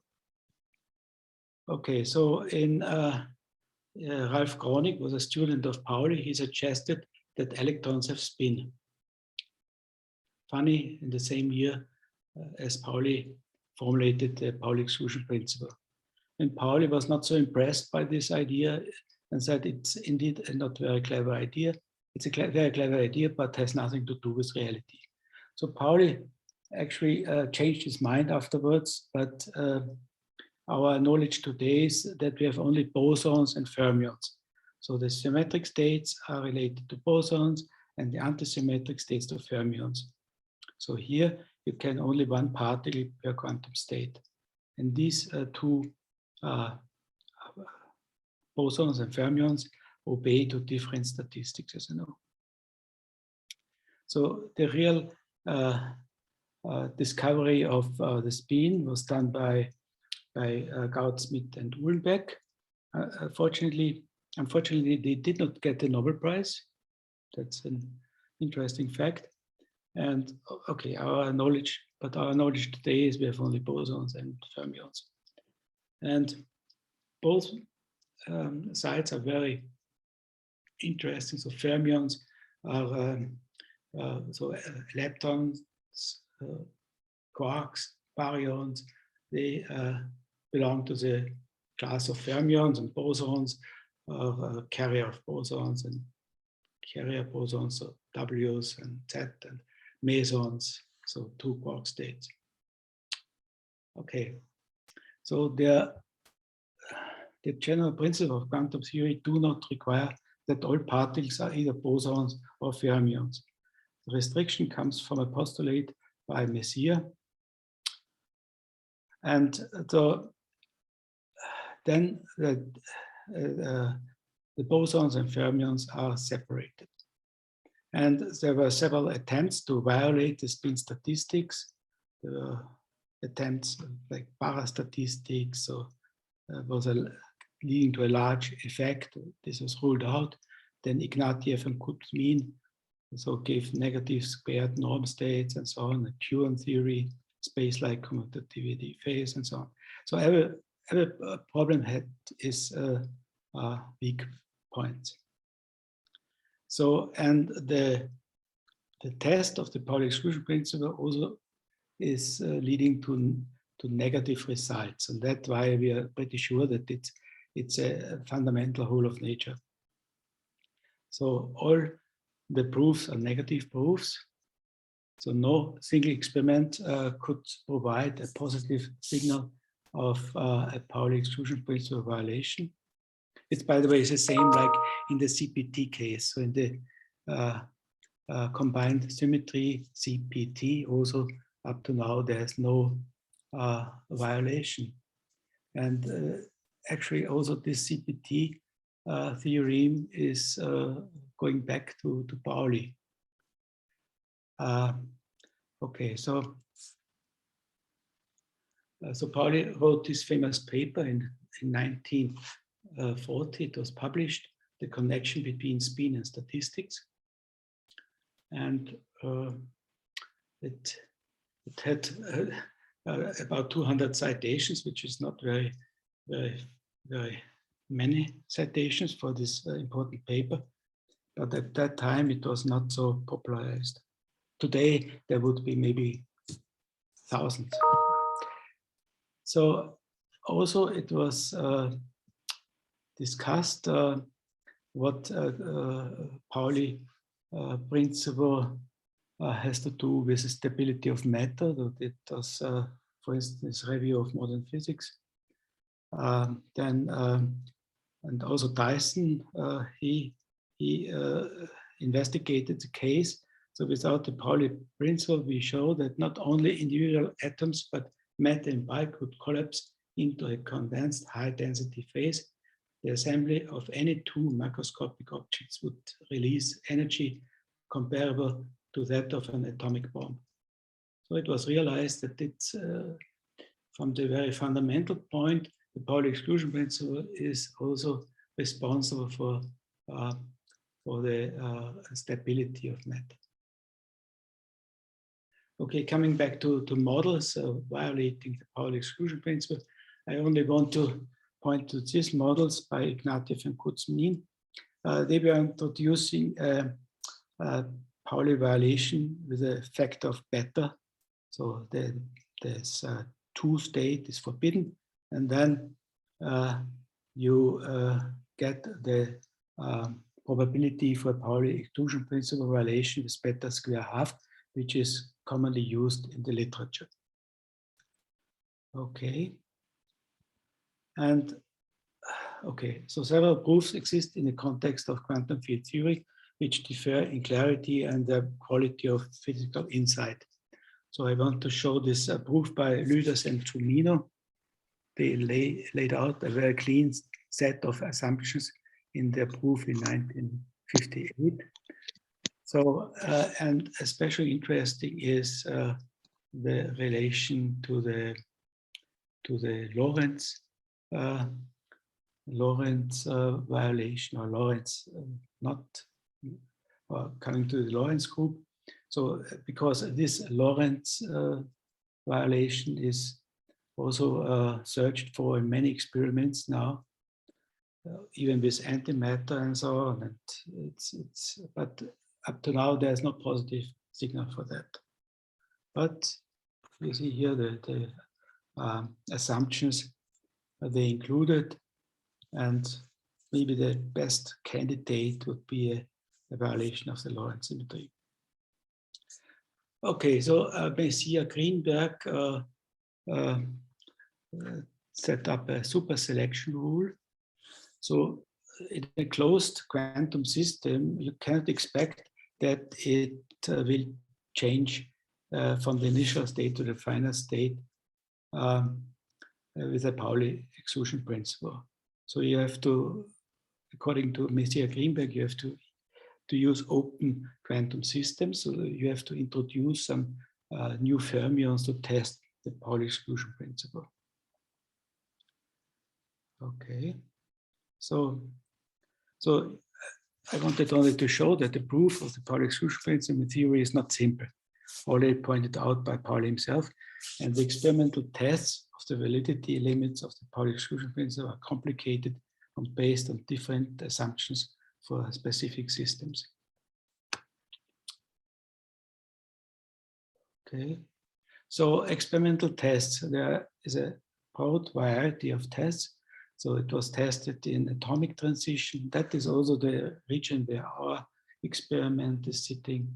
Then tested with nuclear transition, nuclear reactions, Pauli exclusion principle forbidden nuclear structures, atomic structures, which are forbidden, neutrino statistics, and astrophysics and cosmology. So some of these experimental tests give a pretty high limit, but we want to go beyond this present limits. So what are the requirements to do a Pauli exclusion principle violation test? So we need a large number of fermions probing. We have to figure out the characteristic X-ray signal for a unique indicator.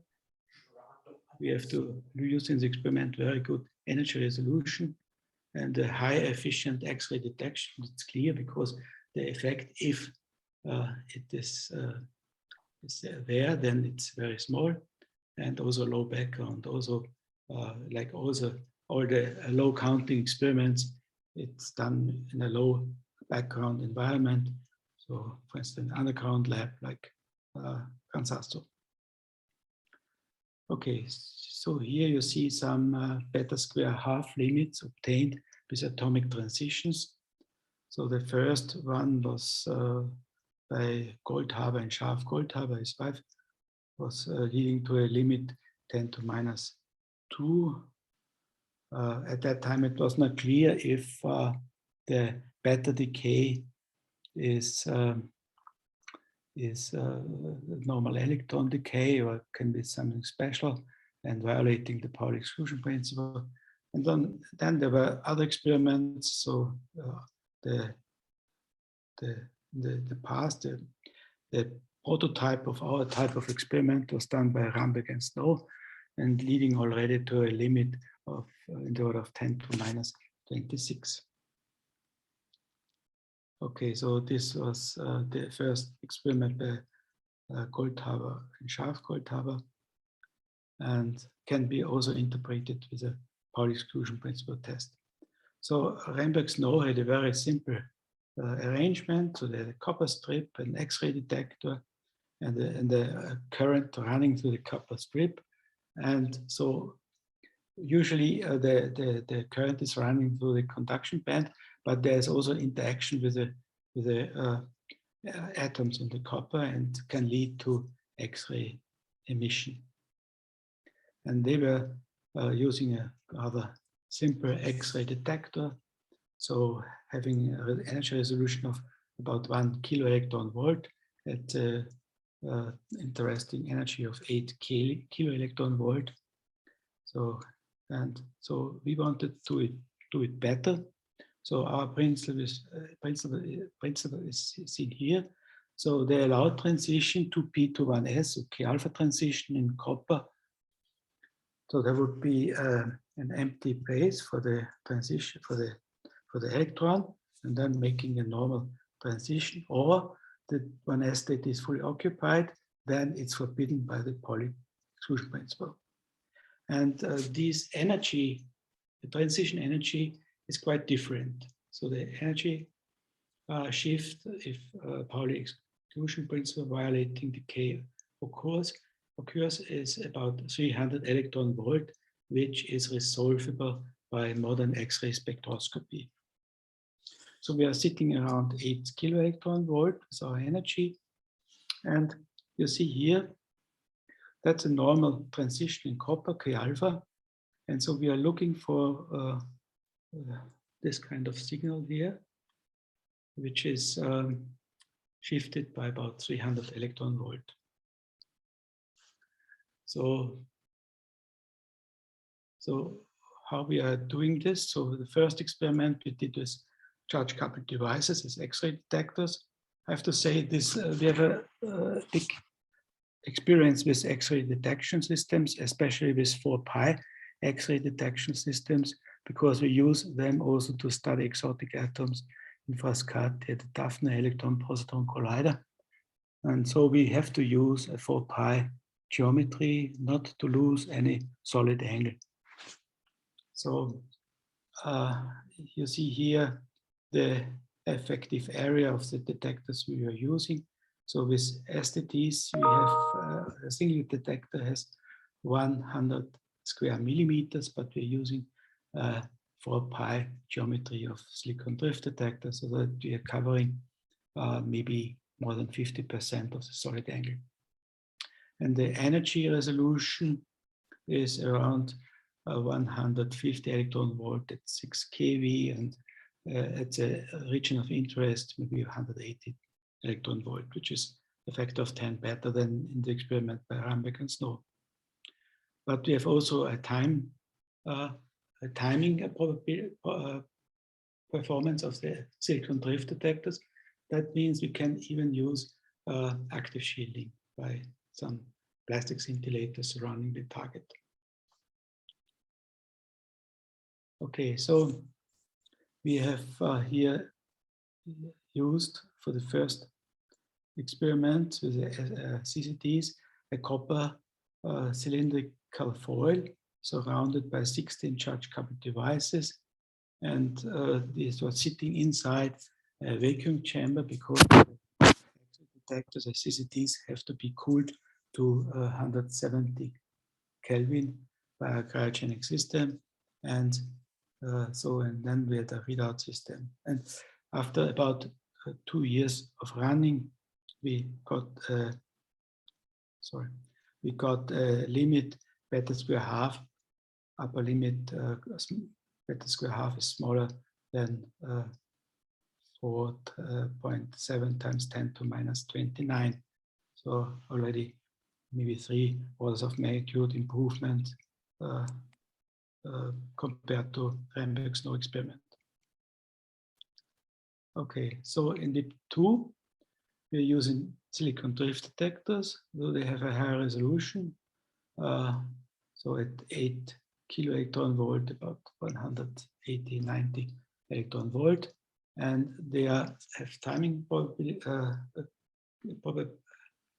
performance, and we are using 4 arrays of 2 times 4 silicon drift detectors, very the quadratic ones, and so with a liquid argon closed circuit cooling to minus 160 degrees Celsius. So, and for the target, we used a strip target, very thin target, about 25 micrometers, and the geometry of 7 times 2 centimeters. So we have a more compact target, which is sitting in front of the X-ray detectors. So, and we have a veto system, so we're using plastic scintillators for active shielding, and also a lead shielding and like traditional shieldings. Okay, so we are using also higher currents for that, so more than 100 amps, and the experiment is sitting below the Gran Sasso, which is the highest mountain in Italy, in southern Italy. So we have a rock coverage of 1,400 meters. So that is a reduction factor of about 1 million in the cosmic ray flux. That is good on the one hand side. On the other side, it also needs that we introduce a calibration source into the experimental system. So we have here tests in the lab made with shielding, without shielding, and so on. And actually, the best situation is giving here is a situation in Gran Sasso that we expect, and it's clear. So the form experiments gave, after about 2 years running, this 4.7 times 10 to minus 29. So this is published, and they want to go better with this. So we are using this arrangement. So the copper target is sitting inside this vacuum box. So vacuum, because we have to avoid condensation of the water vapor around, because we are cooling the STDs, and we have to also cool the target by water cooling. Otherwise, these thin foils would melt and the target would be destroyed. So this is the arrangement. So here you see inside this target and the detection system with the STDs, and surrounded by some plastic scintillators to provide active shielding. So the features are we have here the STDs. Here an example of these STDs. It's a 4x2 matrix of silicon drift detectors, and we have the shielding of the rock coverage. And okay, that is really much better than in the first stage of the experiment. So we improved the vacuum system and had employed new STDs, which we are also using, by the way, for measuring X-rays from chaonic hydrogen and chaonic deuterium at the Daphne accelerator. So we tested the apparatus at our institute in Vienna, and then we transported and installed this system in Gran Sasso. So this system in Gran Sasso is a kind of tabletop experiment. It's heavy because it needs shielding, and that is very heavy. So it's a heavy tabletop experiment. So you see some pictures of installing the two experiments. So inside we have a copper shielding and outside a lead shielding. So it's a line shielding, and inside is this box with a vacuum system mounted. So we increased the current up to 180 amps, which was also challenging, but it's working. So the system is running stable. So we could take data even in the pandemic time. So it was not possible to go so easily to the experiment. There was some safety measures, but it was running nicely. So it took data also in the pandemic time. So we optimized the slow control system before this pandemic situation occurred, and also the shielding. And we can do a continuous energy calibration of the silicon drift detectors, because we have inside the experiment a very low intensity X-ray source. And now we are coming to the analysis. So we are using different analysis methods. And so we are now analyzing the new data set. And also we have discussions with theoreticians for the interpretation of this 2x results, even in the framework of quantum gravity inspired models. Okay, so what we measured. So here you see an energy calibrated X-ray spectrum. So here you see peaks from the calibration source, which is a iron 55 source. It's giving the transition to manganese, giving a nice line at 6 kiloelectron volt, K alpha, K beta. And then we have also some foils of titanium giving these lines. So we can calibrate online our energy spectrum. And here you see the copper peak, which is coming from the background events. So even if the cosmic rays is reduced very much, still after a long time, you see this normal copper peak, which has nothing to do with Pauli exclusion principle violation. So the violating events would sit right here in the region of interest. Okay, so here you see a spectrum without current and with current. So this green line is a fit of the spectrum without current, and the blue events are without current, sorry, and the red ones are with current.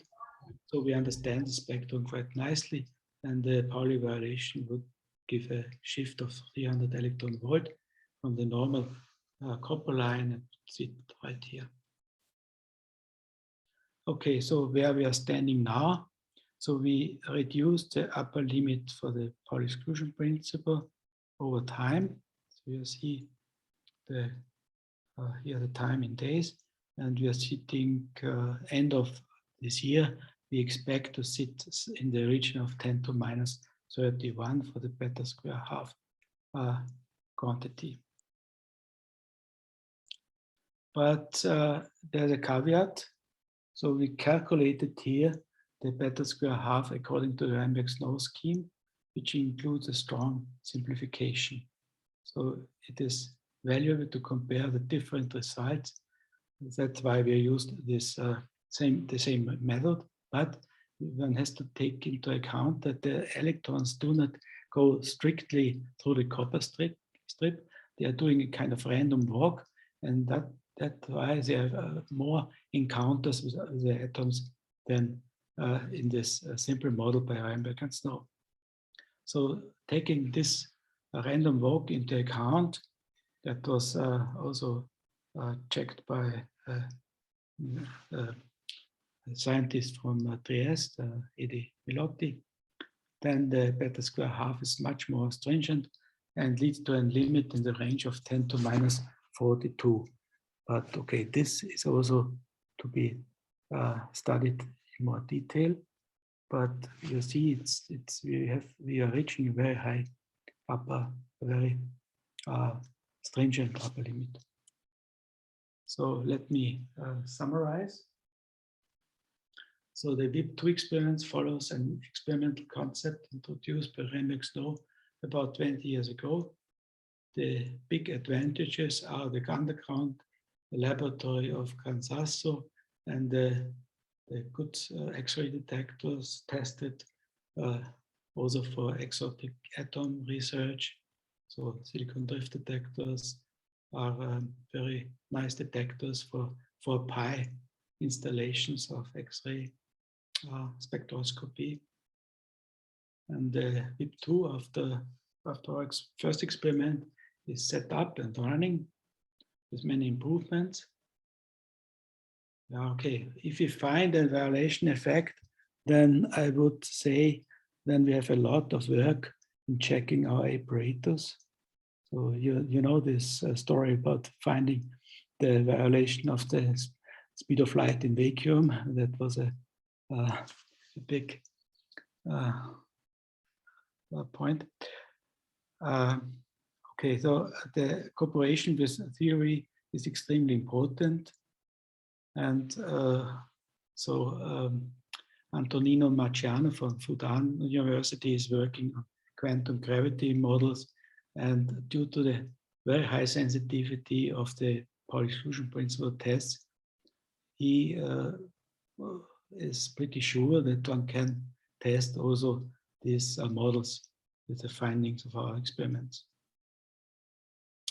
Okay, so if you want to read more about our experiment, I can give you this reference.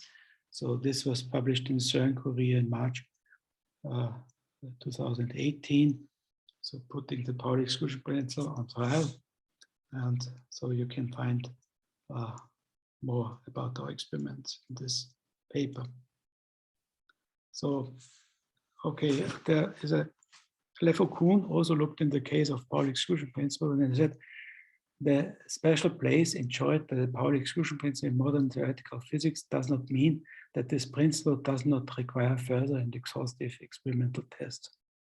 So unfortunately, Lefaucoun died, but I think this statement by him is still valid.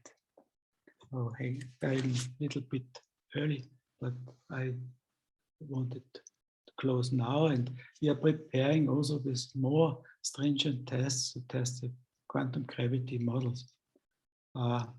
So there's related with Lorentz symmetry breaking at the Planck scale. You cannot so easily reach the Planck scale in accelerators, you know, but with some experiments with high sensitivity, you can even test some models. Okay, so I thank you very much for your attention. So thanks, Johan, for this great talk. And we give you internet claps. So let's open the microphone for questions. If someone has a question, please announce it here in the chat. I have a question, which is related to why do you have to cool it down? Because you have to shield this device, and you have to keep a certain temperature, right? But the question is, by doing that, you are going more and more into the quantum limit. So why would you expect to find a violation of the Pauli exclusion principle in the quantum limit? What happens with the coherence? Shouldn't we expect a violation by tending to a classical limit? That remains puzzling for me because the Pauli exclusion principle seems to be robust against the coherence, right? Because you can hit something, but I still believe that the Pauli exclusion principle is still valid. So do you have a take on that? What do you think about that? It is intriguing for me. Okay, I have to say that the experiment itself is more classical. It's classical. So we do not prepare quantum states and so on. Yeah? Would be also interesting to have experiments, for instance, and it's already done in quantum computing. So preparing states and looking if the Pauli exclusion principle is fulfilled. But our experiment is a classical experiment, X-ray experiment. So we do not care about the coherence and so on. Yeah, but I was wondering, because you fix a particular temperature, right? You say something like 163 Kelvin, but would you expect something different, but by going to a lower temperature? I mean, or it is a meaningless question. Is it a meaningless? I would suggest that it's macroscopically, it's classical. So we have to use these temperatures for our detectors, but not for the experiment itself, for the idea of the experiment. So we have to come down with energy resolution. That's one point. And because if you're sitting at higher temperature with X-ray detectors, you have a lot of shot noise. So your signal will be covered by noise. And to find this probably very small effect, if there's an effect, you have to go to lower temperature, but not for the quantum regime. It's a yes, I see. So yes, so you basically low down the temperature of the detectors, but not of the system you are detecting. Yeah. But okay, yes. So your answer is that you wouldn't expect any difference if you cool the system down. So if you make it quantum, I mean, no, I do not expect in this kind of experiment. So as I said, if you have experiment with single ions or trapped systems prepared for quantum arrangement, then certainly the coherence plays a role, and so we have to avoid decoherence, and you can check with this very well prepared states the validity of the Pauli exclusion principle, which is already done by some experiments. So and giving also negative results, but the limit is not so high. Okay. Well, are there any other questions or observations in the room? Please write it down in the chat. We have some time. So if we don't have any more questions, we thank again Johan for this wonderful talk. Thanks, Johan, for being here with us, at least virtually. It's great to see you again, at least in the computer screen. So, yeah, thank you very much for inviting me, and so I would be very glad to come once to Buenos Aires or to Argentina. Yeah. We hope next year the situation gets better and we get more funding and we can bring all the people here. Hope never dies. So keep healthy. Yeah. I hope so. Yeah. We hope so. Okay, thanks, Johan. So if Dennis, please, you are there. If you want to start trying to share your screen. I'm here. Great. Can you hear me? Yes, perfectly. Let me see my PowerPoint share. So do you see that? Yes. Perhaps if you put it in full screen is better. Is that okay? The way I have it now? No, I'm only looking at the conclusions section. So you Oh. spoiled your talk. No, but I have the first screen here. Let me see. Yeah, try to click perhaps on it so it goes. I don't know why the slides are not moving. I'm only looking at the conclusions. I don't know if the rest of us. On my screen, everything is all right. So I see my introduction. Do you still only see the conclusion? Only the conclusions, yes. Yeah. Perhaps if you double click on the first slide, somehow it is freezed, I guess. So perhaps if you do that again, it will work probably. Okay. This one.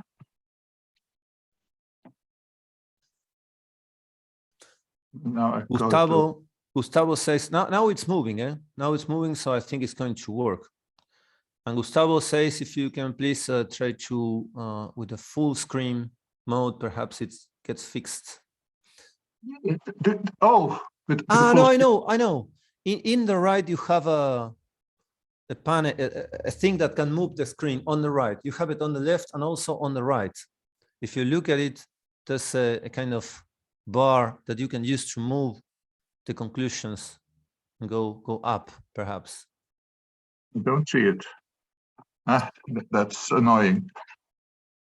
On your right, I see something, and I don't see the full screen either. It is strange. Well, let me stop sharing again. So now I'm going. But if you move it in your computer, it works, right? Yes. Okay. Yeah, but that's not sufficient. I don't know what's happening. So perhaps let's do this one. Share. What do you see now? Now it's working. Yes. Try to move one slide so to see if it works or not. So, but now it doesn't move. It doesn't move. That's terrible. My apologies. It's so strange. This is the first time that this happens. Yeah, it's a strange. Share screen again. Yeah, now I have this. And can you see that I'm so? Yeah, now you are again in the conclusion. Now it's moving. Yeah, now it's moving. Yeah. Try to move one again. Yeah, again. And if I do. Go to the second one. But you don't see the full screen now, do you? I don't see the full screen, but it is okay. If you can move it this way, I think we will. There once to do you see full screen now? No. No? Well, No, it's in. I have full screen. So you don't see anything moving now? It is not moving now, no. Well, then I'll go back to the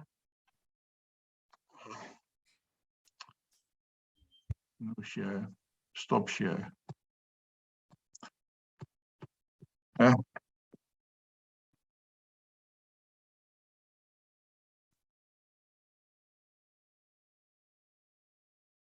So I'll just use this screen. Is that okay? If I go to it, does it move now? Yes. No. So you don't. You see the different slides? Yes. So better to present it this way then, I think. Yes. No problem. So very sorry for this technical problem. I don't know what it is. I bought a new computer. Perhaps that's don't worry. This is the first time that I use it, so there must be some trick that I haven't been capable of handling still. Well, let me start. So yes. Go on, please. I've used a couple of minutes. but I'm not too much over time, I think. So first of No all, problem. First of all, I would like to thank, of course, the organizers for inviting me. And I would also like to congratulate them on organizing these wonderful conferences. I've been to Buenos Aires a couple of times, and I've always enjoyed it. And I admire the enthusiasm of the Cube and of course Olympia and who is the driving force behind all this activity.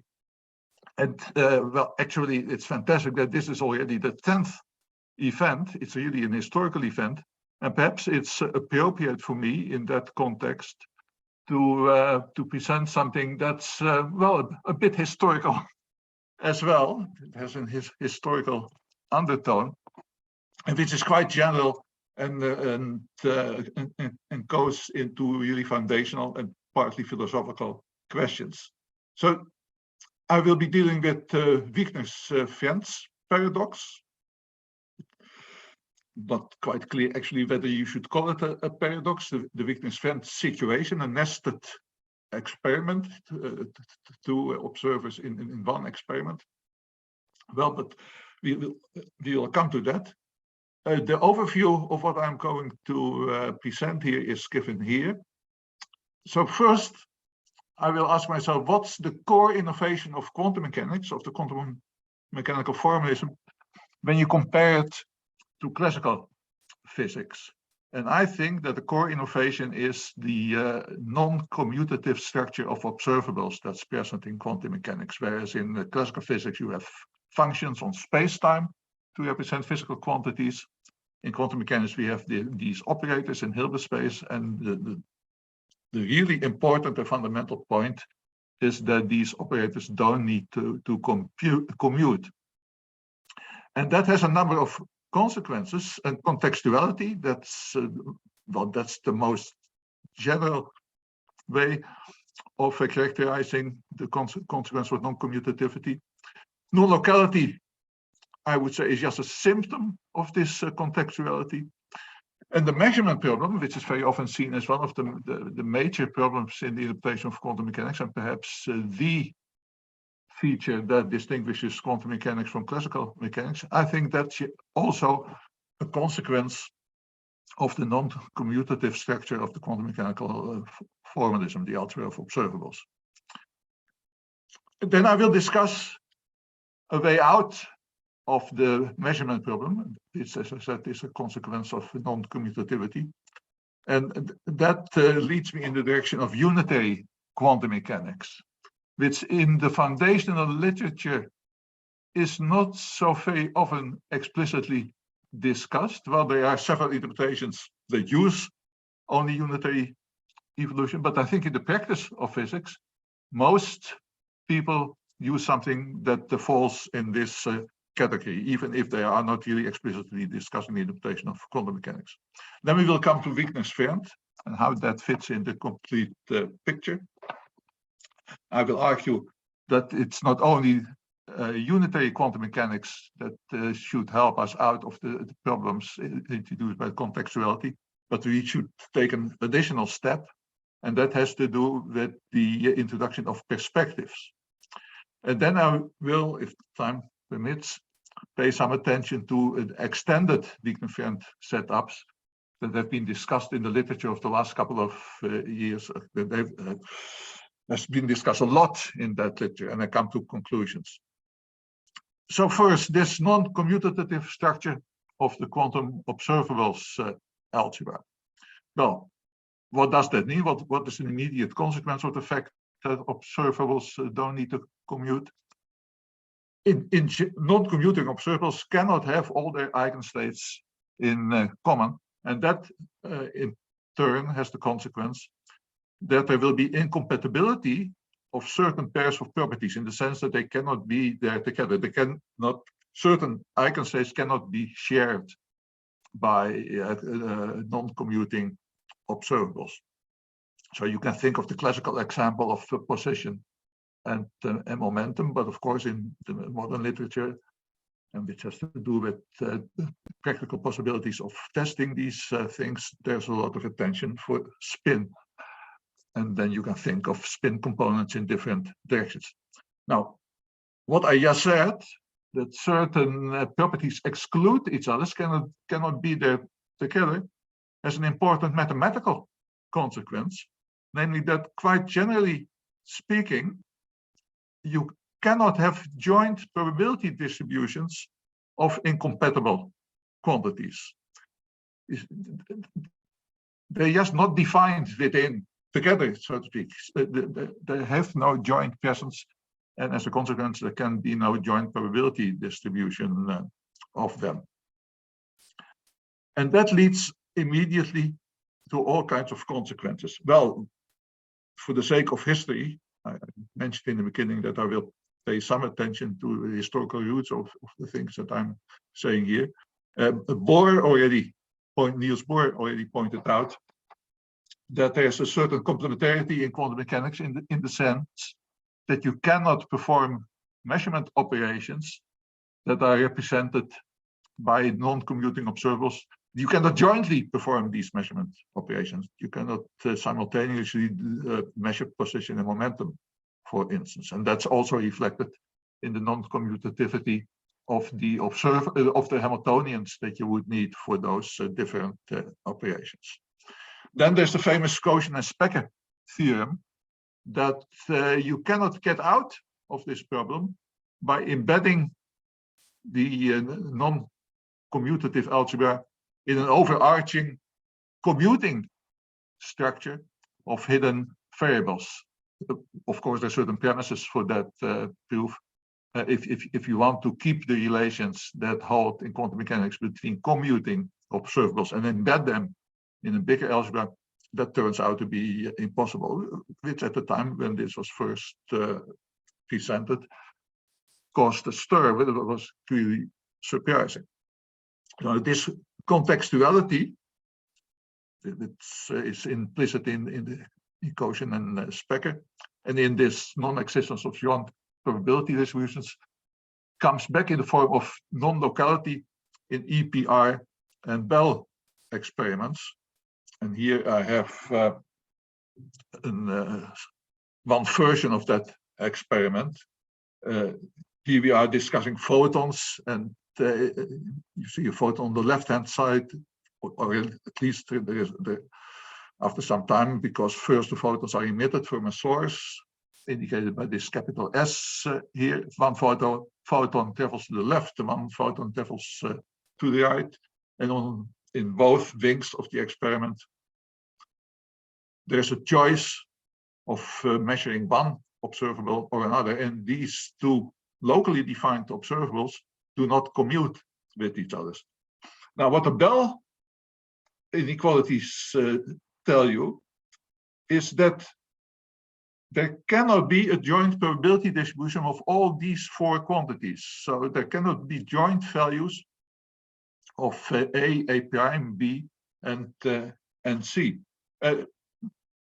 There's a general proof which goes back to a paper by Arthur Fine from 1982, that obeying Bell inequalities, if an experimental setup obeys a Bell inequality, or the results of the experiment obey a Bell inequality, that is strictly equivalent to there being a joint probability distribution. And on the other hand, the violation of Bell inequalities means that no such joint probability distribution exists. So we of course know from experiment that Bell inequalities are violated in experiments of this kind. And the explanation from quantum mechanics, if you just look at the mathematical structure of the quantum mechanical formalism, is exactly this, that there is no joint probability distribution. But why is that? Because these four observables do not commute with each other. But note that the non-commutativity is completely locally defined. So A doesn't commute with A prime here, B does not commute with C. But there's no question about some kind of interference from the left to the right. So the origin from a mathematical point of view of the violation of Bell inequalities, well, you could say again from the mathematical point of view, does not relate to spatial distance or non-locality. It relates to this non-commutative structure of the observables, and what the observables that don't commute are locally defined, the A and A prime and B and C prime. And that's, of course, completely what quantum mechanics tells you. You can also look at the situation from the Quotient and Spec point of view. Then we have to note that A in combination with B does not commute with A in combination with C. That's not because of some kind of non-local influence of disturbance traveling from left to right or something like that, No, the origin of that problem, if you want to call it a problem, is exclusively the fact that B does not commute with C. So it's a locally defined phenomenon in the mathematical structure of quantum mechanics, but it has the consequence that if you follow the line of argument of Quotient and Spec, that A cannot have a fixed value irrespective of the context. So it makes a difference whether A is considered in the context of B or in the context of C. So you see that also this non-locality, as it is usually called, has its roots in the non-commutative structure of quantum mechanics. Is actually a simple consequence of that. And in the quantum mechanical explanation of this feature, the distance between the parties involved in the experiment doesn't play any role, actually. You can say something similar with respect to the collapse of the wave function, which of course has to do with the measurement problem. If you have a state of the system that is a superposition at the start, so I've written that down here, so this is the projection operator on state psi, and this state psi is a superposition here. And if you make a measurement on that system, let's say that we find a result that's represented by one of the terms in the superposition, then these two projection operators on the original state and a projection operator that corresponds to the result that has been found do not commute either. So you cannot attribute to the system both fixed property having to do with the superposition and a property having to do with the measurement result. And that is the background of introducing these collapses. So they suggest that the wave function has to change in the measurement.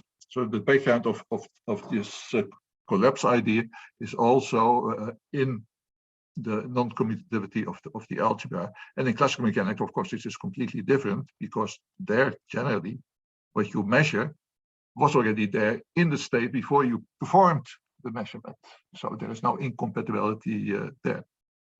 Well, this brings us to the measurement problem and collapses. But as it's well known, these collapses as a way out are very problematic. So one of the standard questions you can ask is, what's the dividing line between measurements and interactions? Where exactly do you have this collapse, and where is Schrödinger evolution applicable? Then we have the strange consequence that if you have a collapse in an entangled system, all the other systems must go along with this collapse, and that leads to superluminal collapse propagation. You could say a well-known problem which is reflected in difficulties if you want to make the collapses relativistically invariant. And then what I myself think is a very important objection to the acceptance of collapses. Experiments of the last 20, even 30 years go in the direction of actually experimentally verifying the existence of superpositions on almost a macroscopic level. and the achievements in this direction become more and more impressive. Things that are semi-classical, you would say, or semi-macroscopic, have already been demonstrated to be able to be in superposition. So that casts doubt on the idea that collapses are something fundamental. Well, what is the reaction, the plausible reaction to this? So you would like to avoid collapses. Why not stay with unitary evolution across the board? So to have Schrödinger evolution or some other unitary evolution, depending on whether we are discussing relativistic quantum mechanics or non-relativistic quantum mechanics. Why not stay with unitary evolution, and in this way treat measurements as ordinary physical interactions? Just what you want, and what you're used to in classical physics, without collapses. And there are several interpretations that go in that direction. So you can think of the Everett interpretation, many worlds. I will say something about Everett and many worlds in a moment. Consistent histories is one option. Modal interpretations. The Bohm interpretation does the same. So there are no collapses in all these interpretations. But in order to do that, and to make that consistent, we need to modify the idea that a physical system can only have a well-defined property if its state is an eigenstate of the associated observable. Because think back of this slide that I just showed you. So before the measurement, we have the superposition. After the measurement, we have this projection operator corresponding to the property that has been found, the result that has been found. If we keep fast to this, what they call eigenstate eigenvalue rule, so that the system can only have a property if it's in an associated eigenstate, this property here, the result of the measurement, could never be present in the unitarily evolving state, because that always remains a superposition. So we need some way of adapting the property attribution on the basis of states. So how should we do that? Well, there's a clue here, a kind of historical excursion here, which you can find in an old treatise by London and Bowie, just before the Second World War. It's about observation, the process of observation in quantum mechanics.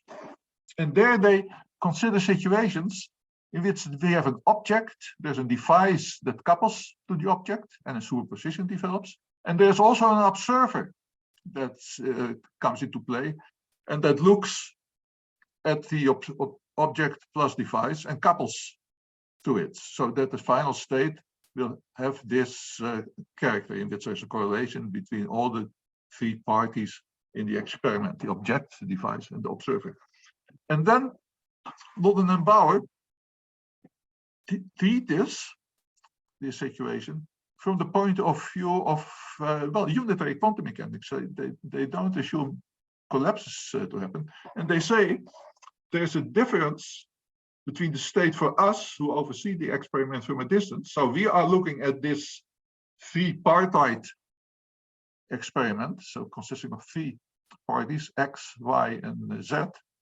There's a difference between us who are looking at this experiment and parties who are involved in the experiment themselves. In this case, the observer here. For us who consider as object the combined system, X, Y, and Z, the situation seems actually the same as when we were considering only an apparatus and an object, and that means that there is just this superposition. So for us, as outside observers, there is this superposition. And in principle, we could perform measurements on this combined state that would show to us that indeed the superposition is there. But then they continue, for the observer set, the object and the apparatus, so these two parts of the experiment, belong to his external world, to what he would call objectivity. And now there comes a statement that, that is interpreted very differently by different commentators. Moreover, they say, the observer Z possesses the faculty of introspection, which allows him to keep track of his own state, which is the characteristic that we, who oversee the experiment from distance, lack in this case. So what they say is that for us, who look at this state from the outside, there's one superposition.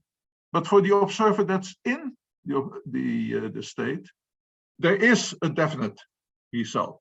He, by means of introspection, becomes aware of the presence of one of these Z possibilities corresponding to one value of I.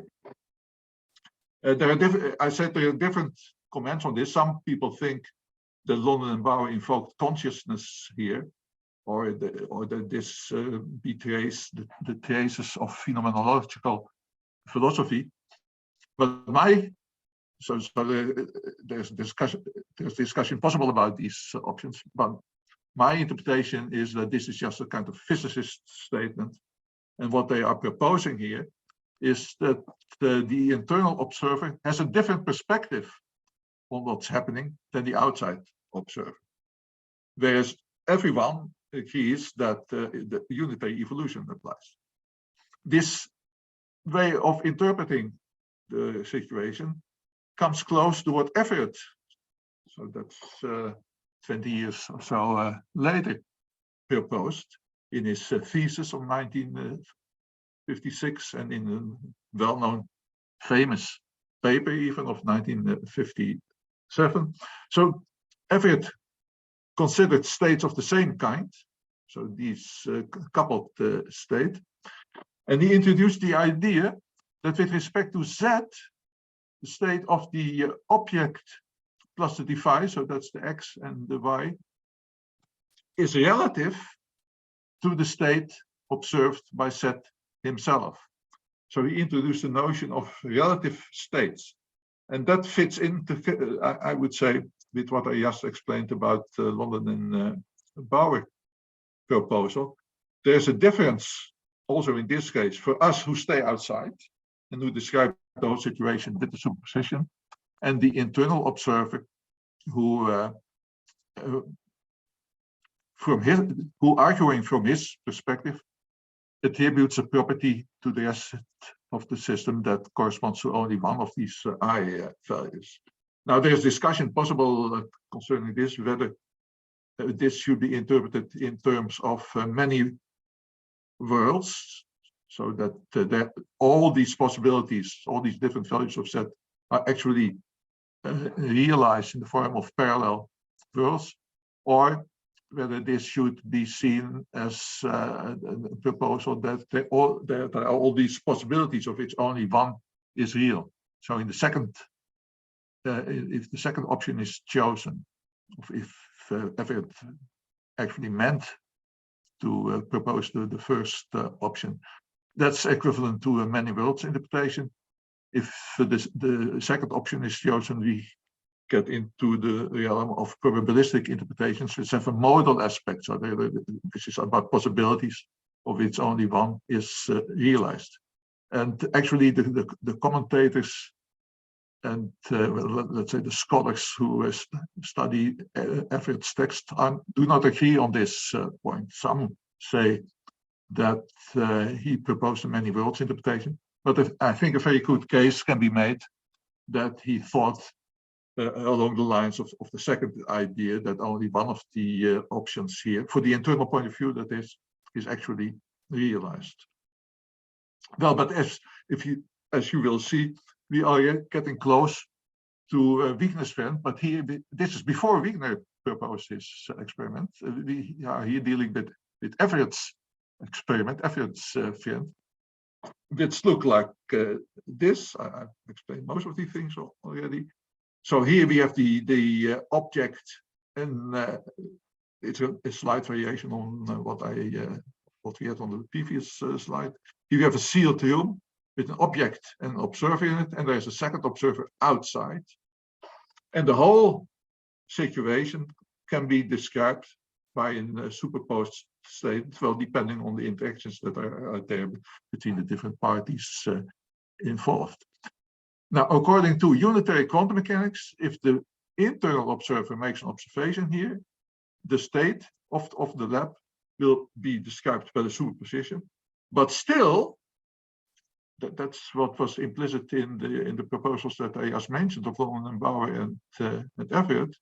We have to assume that the internal observer, let's say A, becomes aware of exactly one result. In this case, spin up or spin down, because we're looking at a spin system. The spin is originally is in the horizontal direction, but of course it's superposition of up and down in the vertical direction. And the superposition that develops takes the observer along with this superposition. But the external observer, well, it depends on what he's going to measure. He could open the room and just ask, what have you seen a moment ago? And that would bring us back to a state of this kind that we discussed a moment before. So then there is a coupling between the external observer and what's going inside the box or inside the room. But the outside observer could also decide to measure an observable of which the superposition inside is an eigenstate. So there are other ways of treating that, but it's better not to go into that now. So you could also discuss in terms of collapses, but I've already said that it's better not to do so. So let's look at these two options the outside observer has in the case of unitary quantum mechanics. So the outside observer has two choices. Well, he has many more choices, but these are the choices I would like to focus on. One option is to open the box or initiate some kind of interaction by means of which he can become aware of the result found by the internal observer. And the other option is to make a global measurement on the whole lab and its contents that checks whether or not there is a superposition. And if you write these the associated observables down, which I've done here, they look like this. O sub 1 is the observable that tests for the superposition, and O sub 2 is the observable that tests for the result that has been found by the internal observer. And as you can very easily check, these two observables don't commute with each other. So the external observer cannot do these things jointly. And as I explained in the beginning, there cannot be a joint probability distribution of this internal result and the result pertaining to the presence of the superposition. So the global measurement corresponding with O1. Now, this already is more or less Wigner's friend experiment. So here I've called it Wigner's friend instead of Everett's friend. And you can contemplate this experiment from various directions. Of course, there is the suggestion by Wigner himself, and also slightly different by Chiraidi, Rimini, Weber. What they have in common is that they assume that there is a collapse already in the room, and that implies that the outside observer will never be able to verify that there is a superposition. And as I said in the beginning, well, the books are not closed on this proposal of this kind, but it seems highly problematic whether this will be the right way to go. All experimental evidence of the last decades point in the direction that the collapse actually is there and can be verified. Then, so I'm not going to pay attention to this collapse possibility. Then we have the Bohm option. The Bohm option is unitary quantum mechanics because the wave function never collapses, always evolves unitarily. But it deviates from quantum mechanics because properties are not represented by Hermitian operators, not by the usual quantum mechanical observables. and only position is assumed as a property. And I suppose you know how it works. If you think about the systems as consisting of particles having positions, what you will find in a situation of this kind is that the positions will be located in only one branch of the total wave function, and the other branch is empty. The outside, so there's only one result actually realized inside of the closed sealed room, but still the wave function is a superposition. And that has consequences for the things that the outside observer, Wigner in this case, will be able to measure. And the results are exactly as other variations of unitary quantum mechanics. Wigner will be able to verify that the total wave function is in a superposition, even though the internal situation is one in which only one option was realized. But in this picture, well, we don't have the no-code theorems which forbid the presence of joint probabilities, because all these things can be there together, these particle positions. But that has a price, and what we have to introduce here are non-local interactions. Well, the story is well known, and that has also consequences for the compatibility of this scheme with relativity theory, which is a bit problematic. So let's go to other interpretations, unitary interpretation. Many worlds. In the many world interpretation, the internal observer makes her measurement, and then the result is a splitting of the situation. We find after the measurement one Alice, let's call her, seeing spin up, and another Alice seeing spin down. And now, but now there's an interesting point that comes from considering this experiment.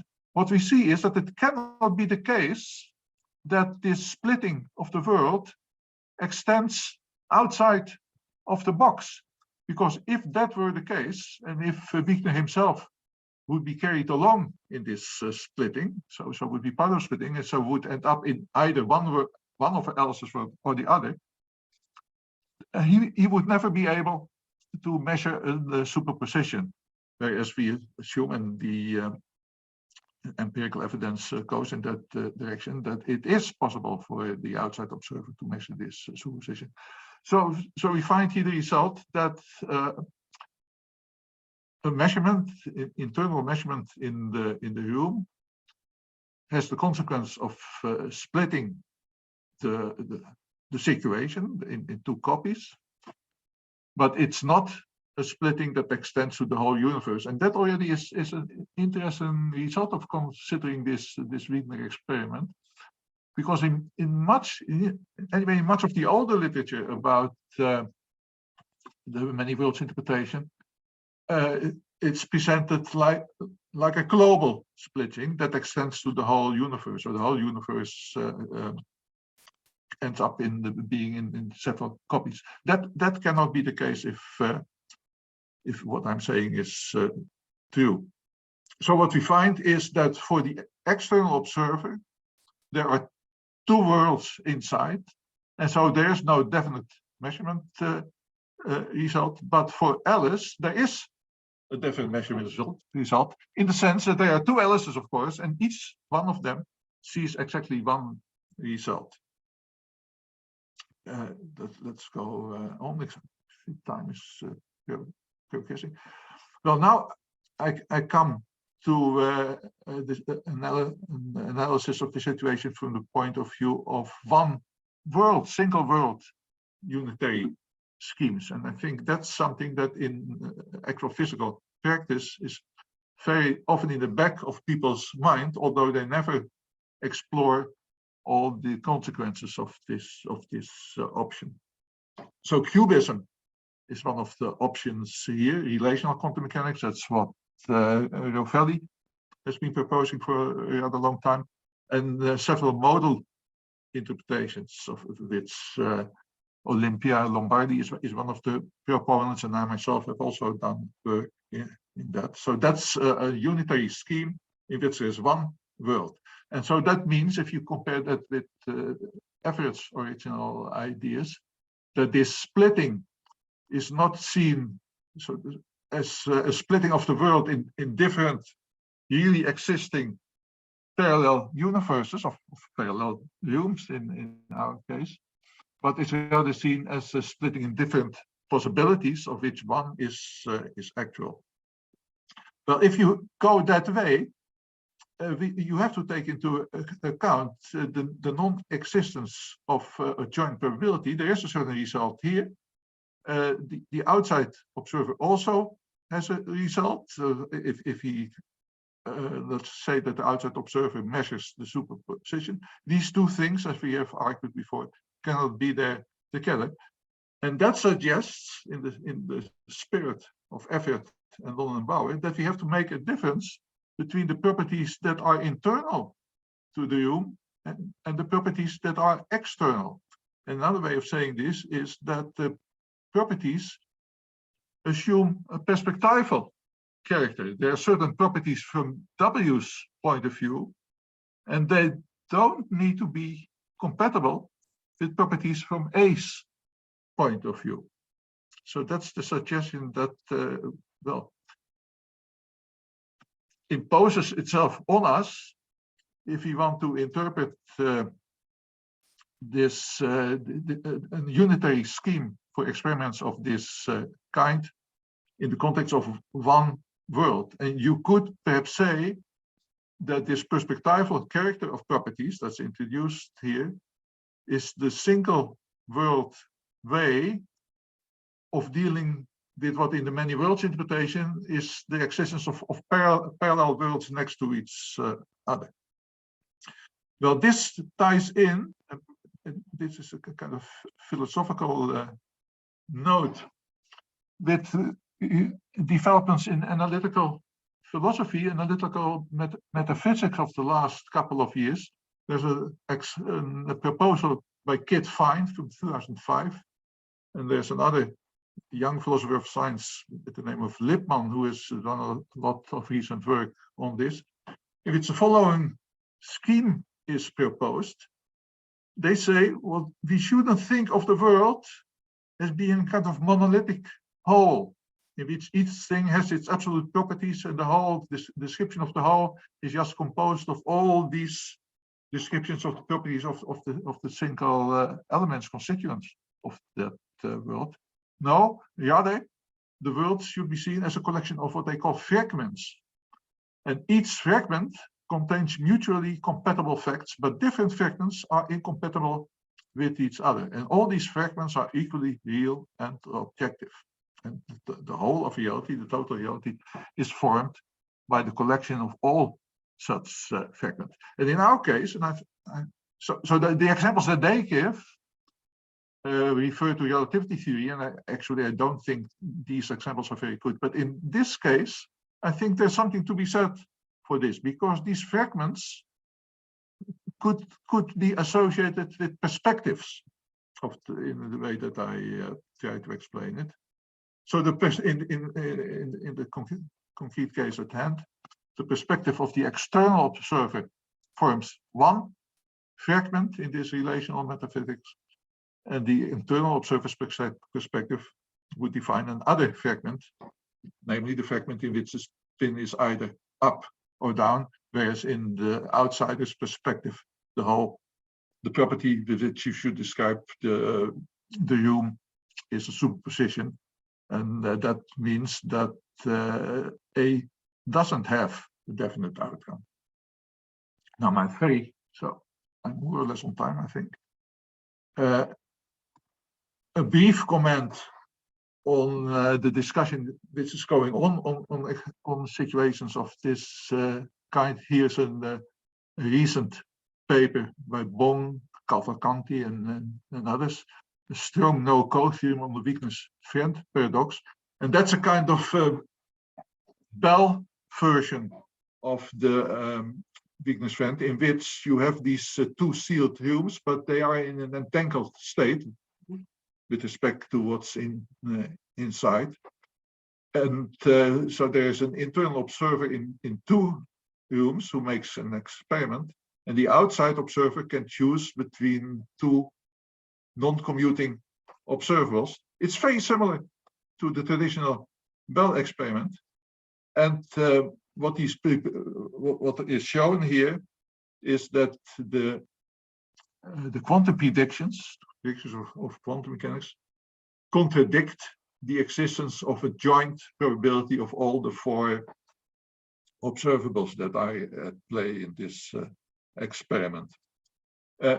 I myself think that that's interesting, and of course it's very nice to have these results available, but I don't think it teaches us anything new compared to the original Bell experiments. I think this non-existence of the joint probabilities can already be argued for in the case of the single room, just because of the non-commutability of the observables that are involved. Well, that brings me finally to my conclusion that you already have seen, I'm afraid. So what I've been arguing for in this little presentation is that the core novelty of quantum theory, and which is responsible for all the strange things, is a non-commutative structure of the algebra of observables. And that leads, this non-commutativity leads to no-code results concerning joint existence of physical properties, and it also leads to the measurement problem. And if you want to make sense of this and get out of the conceptual difficulties caused by this, then I think that the possibility suggests itself of taking unitary quantum mechanics seriously. So do without collapse, always unitary evolution, but interpret the superposed state in a new way. And I think it's possible to go into the direction of perspectival properties in which you have a layered description of reality in which there are different perspectives, which in the different perspectives you can make statements that contradict the statements in the other perspectives. And well, but that's just what you expect if the properties are relational. And I would say that the simple weak-friend case illustrates these ideas well. And that's so even without the recently proposed extensions, I think. Thank you very much. Thank you, Dennis, for this wonderful talk. So now we open the space for questions. I read the chat, and Olympia has a question. Please, Olympia, go on.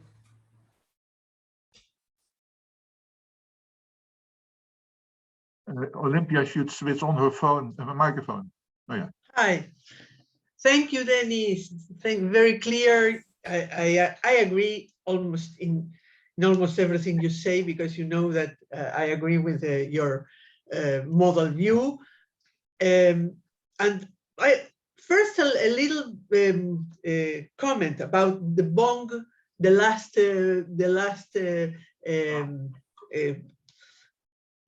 the derivation of new inequalities that Bong and Altry, this very recent. I think that there is something, I mean, it's nothing new, nothing very new, but it is something that is interesting because they relaxed it a little bit. They only required parameter independence, but they didn't ask outcome independence. So they relaxed the requirements. So if you violate the inequalities, I mean, the result is stronger just because the requirements are relaxed, no?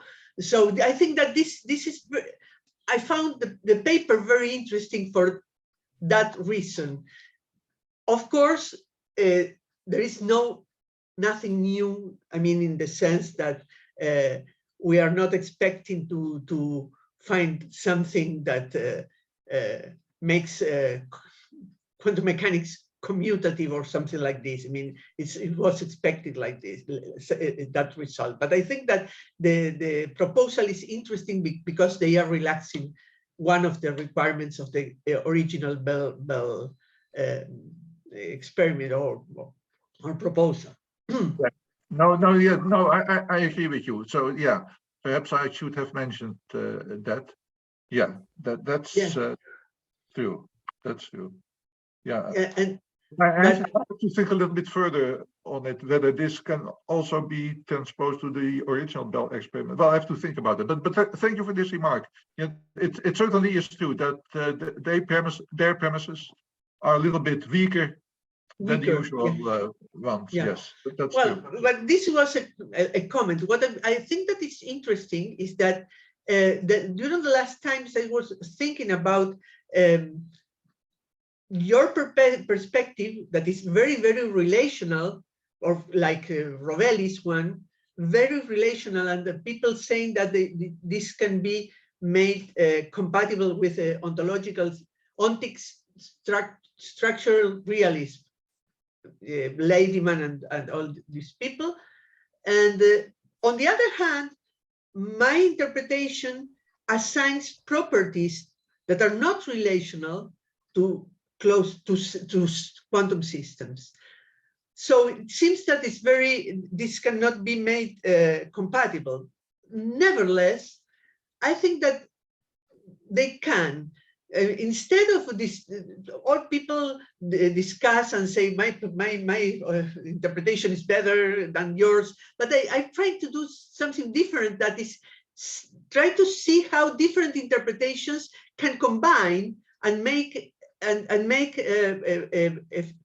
a richer picture, because the relational views apply to open systems that are in interaction, that so you can, like the examples you gave.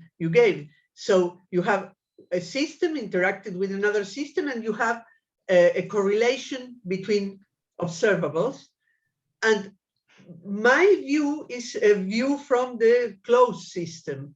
So I think that both views can be made not only compatible, but combined, because they give descriptions from different viewpoints. From the viewpoint of the closed system, you can have certain properties well defined, and from the viewpoint of the open systems inside, all properties are relational to the other system.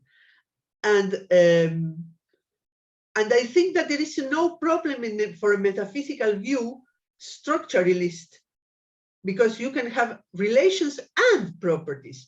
I mean, people insist that relational views, everything is relation. Why? A structure can have relations and properties. So I think that there is no contradiction, and it's an idea that is going around in my head since some time. So I want to give you this just to see we can think together. Well, thank you very much, Olympia. And I'm much interested in the things that you say. So, of course, I agree with the fact that you can have relations next to absolute monadic properties. I'm a little bit wondering, but I have to look into the details concerning this. How to deal with these Wigner-Friend situations in your scheme. If all the properties are absolute, there seems to be a problem with the existence of joint probabilities. If the things are just there together, you always have a joint probability distribution. But those are not allowed by quantum mechanics. You get, if you try to do something like you get negative probabilities, but no, you can. But I have to look at. You can compute conditional probabilities, and if you compute like in the case of we have done this in consecutive measurements, And if you look at the whole system, you can find that the conditional probabilities are the right, are what expect. I mean, you will not have different values in the two measurements. So, and the same can be done in the case of Wigner. Of course, if you want to talk about the precise properties inside of the system alone, you need to take your view. But from the viewpoint of the complete system, the closed system, you only can compute conditional probabilities. I think that it's possible. We can discuss that. Yeah, we should follow up on this by email or something like that. Yes. Yes, yes, of course. This is something like an invitation. Okay. Sorry for interrupt, but there are two more questions. If you want, I can just read them both, and then Dennis, you can give perhaps a short reply to them. So one question is by Fernando Lemog, and he says, do you think that Renner's paradox adds anything new to the discussion, or is it just the same? And the other questions come from Gabriel Bengochea. He says that, how can initial symmetries disappear in the early universe where we have no available observables in the framework of an evolution given by unitary quantum mechanics? And he says, another related question will be, how can quantum fields present at the beginning of the universe without observers present obtain defined values within the single word universal unitary quantum mechanics framework? Yeah, well, I think that those are two completely different questions. Yes. So the first about Vierge and Renner, I think their experiment is just a kind of complicated version of the experiment that I had in this Bong case, and the solution to their paradox, as far as I can see, is that well, they assume the joint presence of all the values there, but that's forbidden by quantum mechanics. And so what they do at a certain point is, so there are two rooms, and the internal point of view by one internal observer is translated to another observer's perspective, and that cannot be done. I think that has been commented on in the literature already. So I think it's just a version of this kind of experiment that they have done. And the other thing about the observers, yes, perhaps I have been a bit rather loose with using the term observer. I don't mean a human observer or something having consciousness or something like that. No, it's just an interaction between physical systems, and so this scheme of attributing properties should work even if there are no observers in the usual human sense available. So as soon as you have two or more systems in interaction with each other, and you can write down these superpositions, then this scheme of property attribution should work. And even in the early universe, there were different particles and systems that interact with each other. And well, very difficult subject in itself, of course. But so loosely speaking, the schemes should still work even there. That's what I would say.